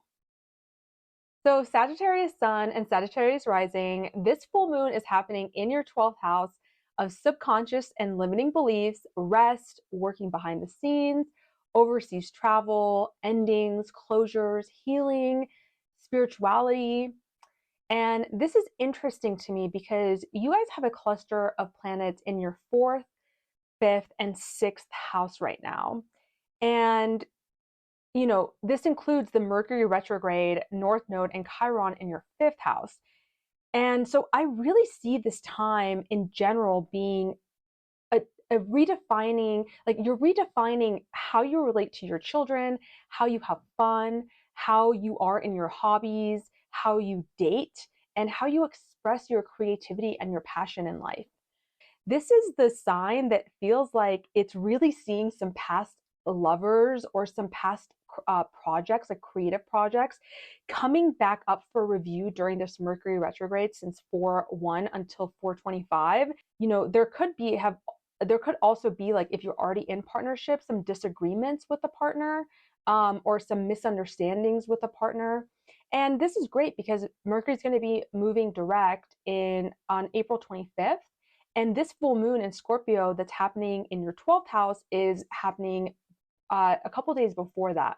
So, like with everybody else, and I always say that like full moons are a time for reflection. If there's something going on in your dating life or in your relationship life, before we act, because there is going to be some sort of peak, emotional peak with this full moon in Scorpio, and Scorpio is kind of emotional intensity. It's happening in your house of the subconscious, though. So, being really aware of what kind of messages or self limiting beliefs you're bringing into these areas of your life with your children, with the people you date, your creative passions, uh, romance, and also partnerships and business partnerships is really what's taking place here. Like looking at that and seeing how those self-limiting beliefs can be contributing to any sort of discord that you're having right now. So right now, you have a cluster of planets in your sixth house. Your work environment, your relationship with your boss, coworkers not as much, but really like your health, fitness, diet, uh, your sense of service. And so there's been a lot of focus on the earthier side of your health. Maybe you've been seeing a therapist recently because of this, and this is all really beautiful. You've got a Jupiter Uranus conjunction in your sixth house. I talk about that in my Jupiter Uranus conjunction video that I'll have linked down below. So if you want to learn more about that, because that energy is still active during this full moon, during the last week of April, and even into May, and then it's a 14-year cycle that's beginning. So this area of your house, the sixth house, I mean, has really been highlighted since May of 2023. Now, Uranus has been in there since 2018, but since 2023, if you were having any issues at any of those things, health, fitness, diet, small animals, your pets, or your job, your work environment, they were being really blown up in your face for the last like 11 to 12 months. And it was almost like you couldn't look away anymore, you know? And if you weren't having issues and it was beautiful, it was getting better and better and better. And it was really showing that for you if you were in the right work environment, if you did have the right fitness and things like that. So now this full moon is saying, we had all this focus on the physical aspect of health, and even like therapy, I would say falls in, it's like in the sixth, 12th axis, could also be like ninth if you've got a spiritual mentor. But really what this full moon is saying, like, yep, we really focus on this, but hey, what about how this has been affecting your subconscious beliefs? What about your spirituality? What about your deeper sense of healing and closure and understanding of endings in cycles? And then you've got Pluto in Aquarius that's in your third house, and it's squaring this lunation in your sixth and your 12th. And I could see this as number one, like I said, this just shows to me once again that you could be working with a therapist to really help transform your mind, which is ruled by the third house. And Pluto is going to be here for the long run, right? It's here till 2044. So, but during this time, I think what I'm seeing is like, how does the way you speak and communicate with other people affect the jobs that you have, your relationship with the boss, coworker, whatever, your work environment, and your physical health, any open enemies, your day-to-day life? And then, so that's the Pluto squaring like the sun in your sixth house. And this lunation that's opening up kind of like a portal in your 12th house to say, hey, maybe the answer is in here. Maybe there's some sort of closure that hasn't been brought to culmination yet, some sort of self-limiting beliefs, some sort of subconscious self-defeating patterns, self-destructive patterns that you've had that have been impeding your ability to communicate effectively in your work environment with any enemies that you may have, or even just your health and fitness, how you take care of yourself in that way, your diet. Last November, on November 13th, 2023, we had a new moon in your 12th house, in your Scorpio house. What was going on around then surrounding rest, solitude, subconscious beliefs, limiting beliefs, healing, closures, you know, any endings that you were going through? Was there a seed that might have been planted at that time? And how is it possibly coming back up again on April 23rd when we have this full moon? And I think that anything that is coming up there is going to allow you to have a more holistic outlook on how those self limiting beliefs could have been contributing into any negative things that you were seeing from the sixth house. And the Pluto aspect of this is saying, don't worry, we can transform this by transforming our thoughts, by transforming the way we speak to ourselves and to others, by how we are in our immediate surroundings with our cousins, our siblings, our neighbors. So there's some deep reflection that needs to be happening. It doesn't need to be happening, but you can be doing during this time. And then when Mercury moves direct in Aries in your fifth house, maybe it will clear or give a easier pathway to all of the things that you want to redefine in terms and your healing, like how you are when you date, your relationship to your children, your passion and your creative hobbies and interests, the way that you have fun and the way that you seek entertainment. So I think that's all I have for you guys, actually. And I do want to ask the tarot for some advice for you guys right now. Because whenever we deal with the 12th house, because it deals with like subconscious self limiting beliefs, it really can be about anything. It has a really wide arc of what it could be about. But let's see if the tarot has anything else that they want to tell you. Sagittarius and Sagittarius rising for this full moon and for like the last week of April. What do we want to say to them? King of Pentacles. This is a pretty powerful card in regards to your material abundance. So this kind of is once again sending me into your sixth house because that's a earthy house. And I truly believe that this full moon and this end of this month is really trying to reveal something to you. Because once it does, you will have a greater sense of abundance in your life.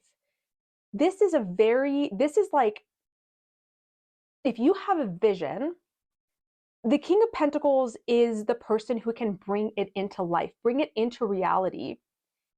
You will work hard towards whatever creative task. So we talked about this energy in your fifth house, right? And Chiron being there and creativity and passion and creative projects. So this is really telling me that there's some sort of creative project that could really be great for you in terms of abundance, whether that's material or you feeling a sense of abundance, right? Because at the end of the day, that's what really we're looking for.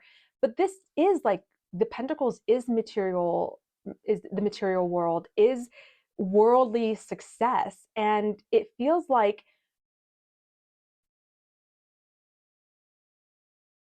whatever is happening in your sixth house that you've been unhappy about or you've had difficulty with, this full moon can bring some sort of information that can put you into this energy. Now, the Jupiter-Uranus conjunction is also happening right before this full moon, and it's happening in your sixth house, right? So this tells me that whatever work environment you're going to be doing, Jupiter and Uranus is really wanting to introduce some sort of abundance in that life. Yeah, so overall for Sagittarius, Sun and Rising, I feel like this is really wanting to help something in your material life manifest and really become a reality for you. And you just need to spend a little bit of time giving a little bit of focus to what's going on in the background and in deep in your subconscious, and there's something in there that's wanting to be revealed so that you can move forward in such a more prosperous way. So until next time, Sagittarius. All right, Capricorn, Sun and Rising. I always feel the need to be like more succinct with you guys. Like it feels like you guys don't want like the extra fluff. You don't need it. You just want me to get right to it. And I'm a Gemini Sun, Sagittarius Moon, so the energy is like very different, you know. But I'm gonna do my best to be succinct with you guys. So this full moon is happening in your 11th house of organizations you belong to, friends, allies, groups, clubs, your future hopes and dreams, and it's looking across to your 5th house, which is being lit up right now by the Jupiter Uranus conjunction on April 20th. By the time this lunation happens, the sun's going to be there. And we're just having a lot of cluster of planets in that area of your chart, the 3rd, 4th, and 5th house. So I talked about that in my Jupiter Uranus conjunction video, and I'll link that below so you can look into that a little bit more. But this is about your creativity, the way that you enjoy entertainment, the fun that you have, romance, play, fertility, creativity, children. And then Pluto is sitting in your 2nd house, and it's squaring this lunation from your 5th and 11th. So you guys just came out of this 15-year cycle where Pluto was in your 1st house. And the Capricorns and Capricorn risings I know, they completely changed from 2008 to 2023. And the way they look changed, their direction in life, the way they show up in the world, their outlook in life. I mean, there was a deep, deep transformation that Pluto did for you guys. And then now it's moving into your 2nd house, and that's your sense of values, your material possessions, resources, and worked income until 2044. So we're going to talk about how all these work together, but my question first to you is, around November 13th, 2023, was there something that happened, or a thought that arose, or an intention that arose around the organizations you belong to, your friends, social groups, your allies, your future hopes and dreams? And if you can think of something around this time, it might be coming up for culmination. It might be coming up for review again. Maybe it has to reveal something to you. Because when I think about all of the planets that you have in your 3rd, 4th, and 5th house, these are very personal houses, right? And then you've got Pluto in the 2nd. So it's like Pluto is in your 1st, and then now it's in your 2nd, and then everything is kind of like you're focusing on the immediate surroundings that you're in, which is fine. I think what this full moon wants to ask you is, there's a lot of changes happening here. Are they contributing to where you want to go in the future? The organizations you want to belong to, the humanitarian work you want to be a part of, the, internet groups or whatever clubs that you want to be a part of? Are the transformations, the changes that are happening in your immediate environment, in your passions, in your home life, do they contribute to those future gains, those future wishes?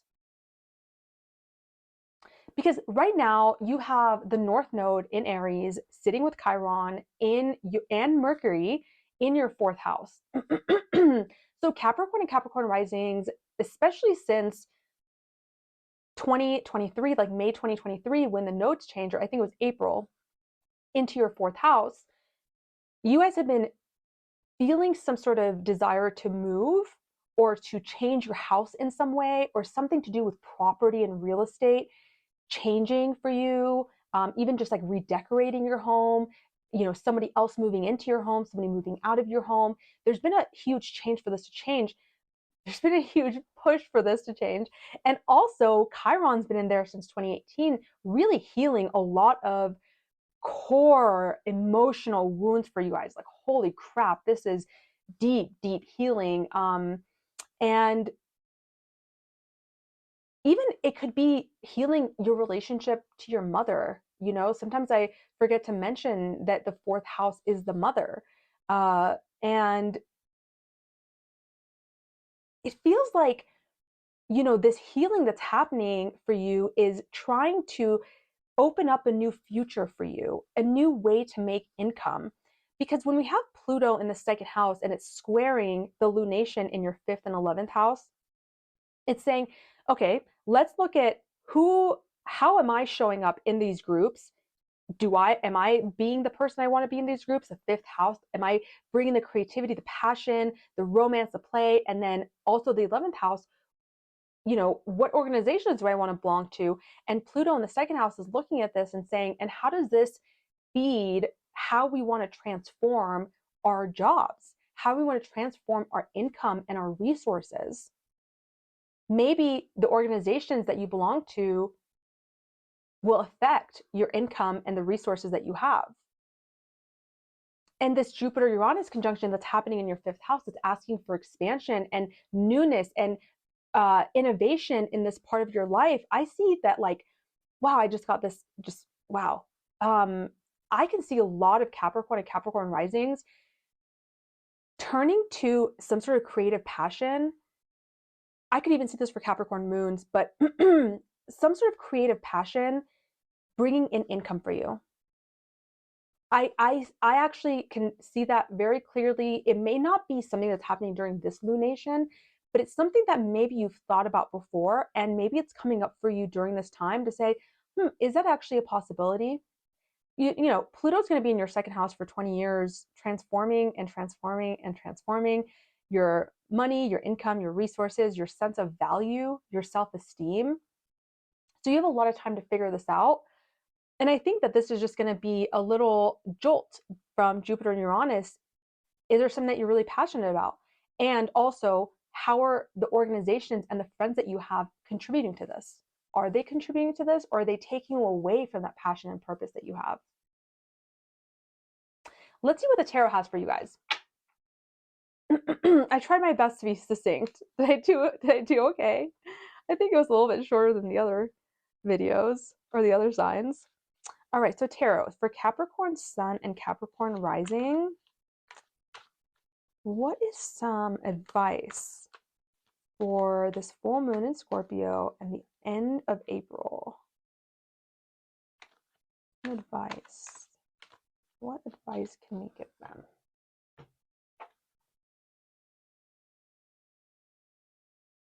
The Hierophant. This is actually really interesting because the Hierophant rules a lot of things, but one of the things that's interesting about the Hierophant is that it tends to be a more like tried and true path, but this is much to do about being a part of a larger group or institution. So because the Hierophant is also about like belief systems and spiritual knowledge and spiritual values and beliefs, this could be like some sort of spiritual group, like a tarot group. Yeah, I mean, this is a revelation that you're having. The full moon in Scorpio is in your 11th house. So you could be thinking about joining groups like astrology groups, tarot groups, a new church, some sort of institution that involves spirituality and esoteric sciences, or spiritual wisdom in some way. This is also like a learning type energy. And if you've already mastered something, this is a teaching type of energy. But even when I look at this, this is like convention and tradition, which as a Capricorn isn't that hard for you. Generally, you don't mind going down the tried and true paths. I think it just reaffirms to me that there is something to do with institutions right now, groups that you can belong to. And even when I think about this, because the Hierophant isn't inherently an 11th house thing, but you're having an 11th house transit. So I could see this as being like you connecting to people on the internet and maybe even showcasing your creativity on the internet and getting some sort of following or a tribe in that way. And if you don't have anything that you're passionate about, this is a sign for you to start learning. And if you already have something you're passionate about, like I said, you could be sharing this knowledge with a group. But if not, this I think is a really good thing, is to find something you're passionate about and study it and learn about it, because that's what is being asked of you with all these planets in your 5th house. You also have Saturn going through your third house right now until 2026. So once again, the third house is a learning house, right? The third and ninth house are learning houses. So taking up some sort of study, whether formal or not, or learning a new skill could be really beneficial for you right now and could lead you to an organization that might help even further that. All right, Capricorn, Sun and Rising, that is all I have for you guys. Until next time. All right, so for Aquarius, Sun and Rising, this full moon in Scorpio is happening in your 10th house of your public image, legacy, career, your reputation. And since you are one of the fixed signs, if you have anything in Aquarius at 2 to 6 degrees Aquarius, you're going to feel this a little bit more if you fall into that category. So right now, your first house has Pluto, and then you've got your fourth house lit up because of all the Taurus stuff that's going on. And then now, this full moon is happening in your 10th house. So it seems like there's a lot of changes happening in you and in your finances, in your immediate surroundings, and possibly your home environment, right? Like you've got a lot of stuff in this Jupiter Uranus conjunction that's happening just days before this full moon, and it's going to be active for a couple of weeks and for really 14 years, is happening in your fourth house of your emotional foundations, your actual home, your family, your mother.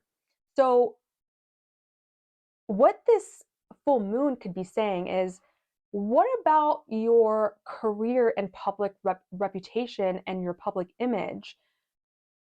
Around November 13th, 2023, was there something around a career choice or a public, something, a change in your public life or career or reputation that was coming up for you? Maybe a seed was planted, a thought was had, an intention was made. And maybe that's coming up again to reveal something new to you. Because what I see when I look, I swear Mercury retrograde does not want me making these videos right now. But what I see for this, like when I see all these planets in your first, second, third, fourth house, is that there is so much focus on your immediate surroundings. And this lunation wants to just kind of pull you out of that for a second to make sure that you are also remembering how all of these things are connected to how you want to show up in the world, right? Like what kind of career you want to have, what kind of life direction and public image you want to have, and not getting super caught up in the more private parts of your life. One of the things I noticed too, you've got this empty area in your chart in your house of partnerships, Leo. There's nothing really transiting there that's major. So maybe that's someone that you can rely on if there's a lot going on in your life right now. I mean, as a fixed sign, I could see that your life could be going through a lot of change and transformation. I don't think it's a negative. I really see this like all this changes happening in your fourth house and the Jupiter Uranus conjunction.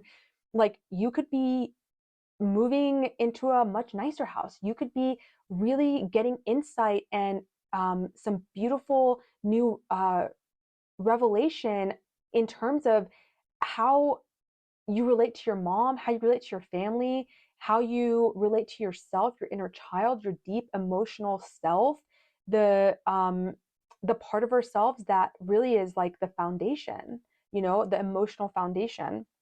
You also have Chiron, Mercury, and the North Node going through your third house right now. So once again, it's like, how are you speaking and communicating to the people around you during this Mercury retrograde? You may have had um, some thoughts about or reflecting on how you communicate to the people around you, what your daily life looks like, how you talk to your neighbors, your siblings, your cousins, your just people in your surrounding environment. And also learning could be something that you've really thought about. There's been a lot of healing around this area of your chart since 2018 when Chiron's been there and North Node has been there since last year. I feel like writing could be something that could be very helpful for you guys right now, and something that maybe you've been focusing on actually if you have some Aquarius placements, because when you have Chiron in the third, writing can be healing. learning can be healing. And the North Node is kind of pushing you towards that. And maybe during this reflective period, while Mercury's been retrograde since April 1st until April 25th, you've been thinking about how this is affecting your life, the way you speak and communicate and think, your thought patterns. And just this realize that this full moon is saying, okay, and what about the bigger picture? What about where we're headed in our career and how other people see us? So let's see what the tarot has to say for you guys as well. So what kind of advice can we give Aquarius, Sun and Rising? Let's see.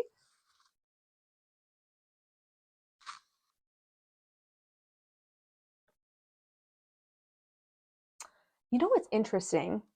I'm not sure, I'm not positive, but I think in the beginning of this video, I was holding the deck of cards in my hand and I went like this. And you know what? I'm going to keep this card too. I'm going to keep this card. But on the bottom of the deck, I believe was this. And I just shuffled it. And as I was shuffling it, this fell out. Okay. And the reason why I wanted to keep this was because it's the Four of Pentacles, and something in me told me to keep it. Something in me told me to keep it. The Five of Cups is feeling a sense of loss. So if you can see in here, there is 5 cups, 2 are upright, 3 are fallen down, and this person is looking at the 3 that are falling down. So what's your mindset looking like? The third house can really rule the mindset as well. So what's your mindset on things? What's your outlook? I mean, your first house also rules your outlook. So has Pluto being in your first house kind of dampered things? Like, are you feeling more pessimistic about life? That's kind of what the 5 of cups tells me. And this is emotional, right? So like all this energy that's going on in your fourth house of deep emotions, yeah, I'm feeling like you guys are looking at the spilled cups a lot. And there's no shame in that, right? Like there's times when we just don't, it's like we have tunnel vision and we're looking at stuff that is not working out and we're getting sad about it. And what this card tells me is to like always remind you to look around and make sure that there aren't other cups. See, this is perfect. So the 10th house is saying, hey, you're in this like bubble right now of like everything that's going on in your immediate environment. Can we look at the bigger picture? Look at the 10th house, where your life is headed. That's the highest point of your chart. So we want to allow this full moon and this energy to put us in a place where we can, see beyond, like see the forest from the trees, like, is that the saying? English is my second language. I don't know. But you know what I'm saying? Like to really see the bigger picture here and to look at the cups that you still have and how can we make the best of it. And then when I flipped it over, the bottom of the deck was the Four of Pentacles. Like, what are you holding on to right now? This is a card of, I mean, it can just be about like being stingy with your money.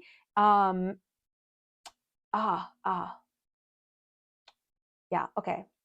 Because you guys have Saturn in your second house right now, and Mars, and Neptune. Neptune's been in there for a long time, but Saturn's been in your second house. Are you guys having like financial troubles, or what's your outlook on your value, on your material possessions, on how much money you're making? Interesting. And really though, when I look at the Four of Pentacles, it's about he's not sharing. He's very stingy. So it could be about money, but it could also just be like you're not sharing of yourself either. Like it feels like you're kind of like in this like bubble almost. I don't know. Aquarius energy always feels very distant to me, which is kind of normal for me, but maybe it's just more so right now. Yeah, very interesting cards. So my advice when I see these two cards come up for you guys is look at the cups that haven't spilled. What's still standing? Can we look beyond anything negative that's going on in our lives and really look for something positive and maybe set some goals, because the 10th house is long-term goals about where we want all of this change that's happening to lead us. And number two, with the Four of Pentacles, is where can we let go a little bit more? What are we holding on to that is no longer serving us? You know, full moon's about reflection, especially like I said, Mercury's in retrograde. So we're not really taking a ton of action. It's more about reflection. And I would journal about this, about everything I just said about these two things, like the questions that you're asking yourselves, like, can I change my outlook on this a little bit? Let me know how that resonates. Last but not least, for my Pisces sun and rising, this full moon in Scorpio is happening in your 9th house, looking at the sun in your 3rd. So what I'm seeing is some shifting that needs to happen in belief systems. As soon as I sat down to write for you guys, and it's funny because I said this for Aquarius as well, but I felt it yesterday when I was channeling your guys' energy. You guys have Jupiter and Uranus happening in your 3rd house. Saturn in the 1st. There's heaviness there, right? Like no one's gonna sit here and say that Saturn in the 1st is a fun transit. Jupiter and Uranus are doing something in your 3rd house, right? I talked about that in the video and I'll link that below. That's going to bring some lightness and optimism into the way that you think, into your mindset. Now, I want to say, if you're feeling pain, right? Pisces, you guys are like the poets. Like, even if you're not a poet, the way you move through the world is like poetry. So, right, that's just a message I got. It has nothing to do with anything. I felt that. It said, tell them to write. I said, okay. I don't know. Something, my higher self told me to say that. Have a mantra that you say every day that helps transform any negative thoughts you're saying. That's for the Jupiter-Uranus conjunction. Okay, so Jupiter is one of your rulers. So this Jupiter-Uranus conjunction also is just, I do feel like it's going to have more of an effect on you guys. And I'm not going to sit here and say, like I said, that Saturn in Pisces isn't going to be difficult and isn't going to feel heavy for you at this time. But what this full moon in Scorpio is saying to me is, whatever's happening right now in your, because you have the cluster of planets in your 1st, 2nd, and 3rd houses. So it's very like kind of like Aquarius I was talking about. It's like in this like bubble, right? It's like 1st, 2nd, 3rd, it's your immediate surroundings. And so when this full moon comes up in your 9th house of Scorpio, it's saying, hey, things might have been tough right now, or maybe not. I heard some Pisces people say things are great, or, you know, but most of you guys said, yes, there's some tough stuff going on in my life. There's some loss. And this full moon in the 9th house is saying, hey, I know things are tough. How can we make the best of this? And how can we allow this pain to transform the way we view the world, the way that we go out into the world and share our wisdom? That's why I felt like writing would be good. Like maybe like through this pain that you're going through, you can just write for the sake of it and just journal. But you know, even with the 9th house, it's like thinking about, could I use this writing as a way to teach others and talk to others about what I've been through, right? The 9th house is a publishing house as well. Now, not a lot of action going on right now, right? Because we've got Mercury retrograde still. So until April 25th. So really just in a reflection mode during this full moon. But, you know, maybe look to some sort of like belief system, some sort of spiritual learning, study philosophy, maybe start a new educational course once Mercury goes direct, if that feels right while you're reflecting on this, because I think it might get you out of your head and it might get you out of this immediate environment that's been causing you so much stress with your siblings, cousins, your day-to-day, your money, income, your job, your self-value, your own sense of self, like all of those things that have been causing some issues. Maybe we can get out of your head if we can do everything I just said about studying and learning, maybe getting a spiritual mentor, you know, immerse yourself in a deeper understanding of something, because the 9th house is also a house ruled by Jupiter, and you guys are ruled by Jupiter too. So, you know, I think you guys can easily, you know, shift into that space if you allow yourself to.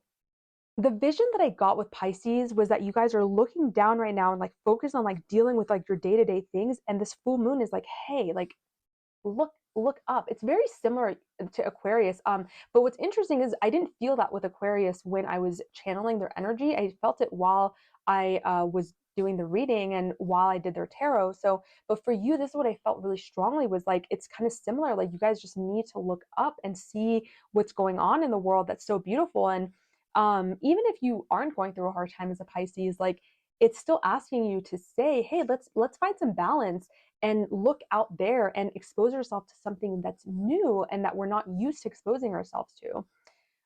So let's see, Pluto is going to be squaring this lunation, and Pluto is in Aquarius, so it's in your 12th house. So that's kind of where I feel like also there is some transformation in some, and that's not the easiest placement either, you know, like we all go through transits that are not the easiest transits to have, and we make the best of them. And we generally, if we have a growth mindset, it all works out for the best. So Pluto from the ninth house is squaring your, from the 12th house is squaring your ninth and third house. So this is to me saying that, like, hey, during this transit with this full moon, when we're trying to balance out your thoughts and, you know, kind of your thought patterns versus learning new things, traveling, getting exposed to something new, how is this affecting your subconscious, right? Because Pluto is asking this area to transform. Or how is your subconscious affecting these things? Maybe there are some self-limiting beliefs in your 12th house, which is your guys' house, that need to be restructured and can be during this time due to, you know, everything that I mentioned before. Also, around November 13th, 2023, was there some sort of educational course that you started or you wanted to, or some sort of philosophy or higher wisdom that you were studying, or a mentor that you wanted to seek out? And what has happened since then? It might be coming up for culmination or revealing something new to you, you know? Um,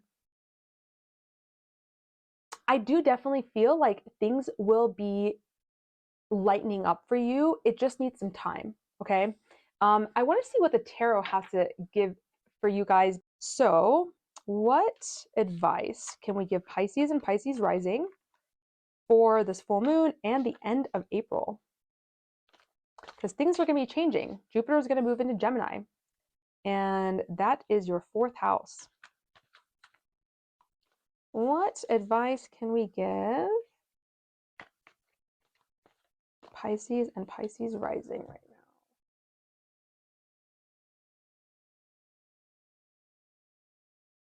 Okay, I pulled 2 for you guys because I saw this and I was like, oh, I'm sorry, I saw this and I was like, I want more information. It's actually interesting because Sagittarius also got this card, and this is, and you guys are both ruled by Jupiter. So very interesting because that just tells me that the Jupiter-Uranus conjunction that's happening is going to be really prosperous for you guys. I mean, this is a material card. It could be material, right? I mean, it's happening in your 3rd house, and your 3rd house is not generally a money house, but you know, you've got a lot of planets in your 2nd house, which is a money house, and Mercury is going direct in your 2nd house on April 25th. So maybe all of this is really helping that North Node in your 2nd house, Mercury going direct in your 2nd house, Chiron in your 2nd house, all of these things that are happening in your money house. Maybe everything that I just talked about during the end of this month is really allowing for abundance to come into your life. And it just affirms for me again that Jupiter and Uranus conjunction is going to bring some lightness to you. Saturn in the 1st house is going to teach you something really, really important. If you have a Pisces moon, you are actually in your Sati Sati, and that's a Vedic astrology term and framework. But I just got out of that, and then I went directly into my Saturn return right after. It was lots of fun, lots of Saturn in my life. But if you guys are interested, let me know if you're interested about learning about Sati Sati, and I will make a video for you guys and just in general about Sati Sati, because if you're a Pisces moon, you're going through this, and so it's a really pivotal time in your life. But yeah, so Jupiter Uranus, this to me is like gives me Jupiter Uranus energy, you know, and so yeah, and then this was the 2nd card I got, which I actually got earlier today. That's so interesting. You guys got 2 repeat cards. Now, why doesn't that surprise me? The only reason why it doesn't surprise me is because when you get to Pisces, You guys are the culmination of the entire cycle of the zodiac. So you have a piece of every single zodiac sign inside of you. You guys are like, the ending, right? So it doesn't really surprise me that the only time I got repeat cards was with you guys, because you guys just feel the collective energy really, really, really deeply, as Pisces people, and especially if you've got 12th house placements as well. So what this tells me, though, this is the sign of collaborating emotionally.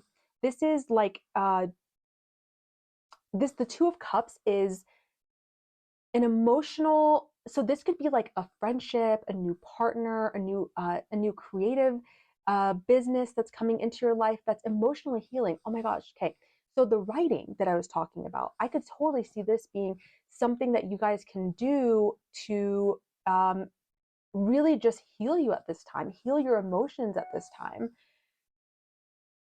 This could also be like, hey, reaching out to somebody that you trust and that is emotionally safe for you, or maybe you're meeting somebody who is emotionally safe and that you can share these feelings with, that you're if you're going through a tough time, or if you're going through a good time, right? I keep thinking that about the Pisces who are going through tough times, but also if you're one of those Pisces who's going through a great time, these are also very much for you, right? Like, new creative project could still definitely be in the cards for you. And really the two is about balance, and it's about equality with another being, and really just sharing with another person.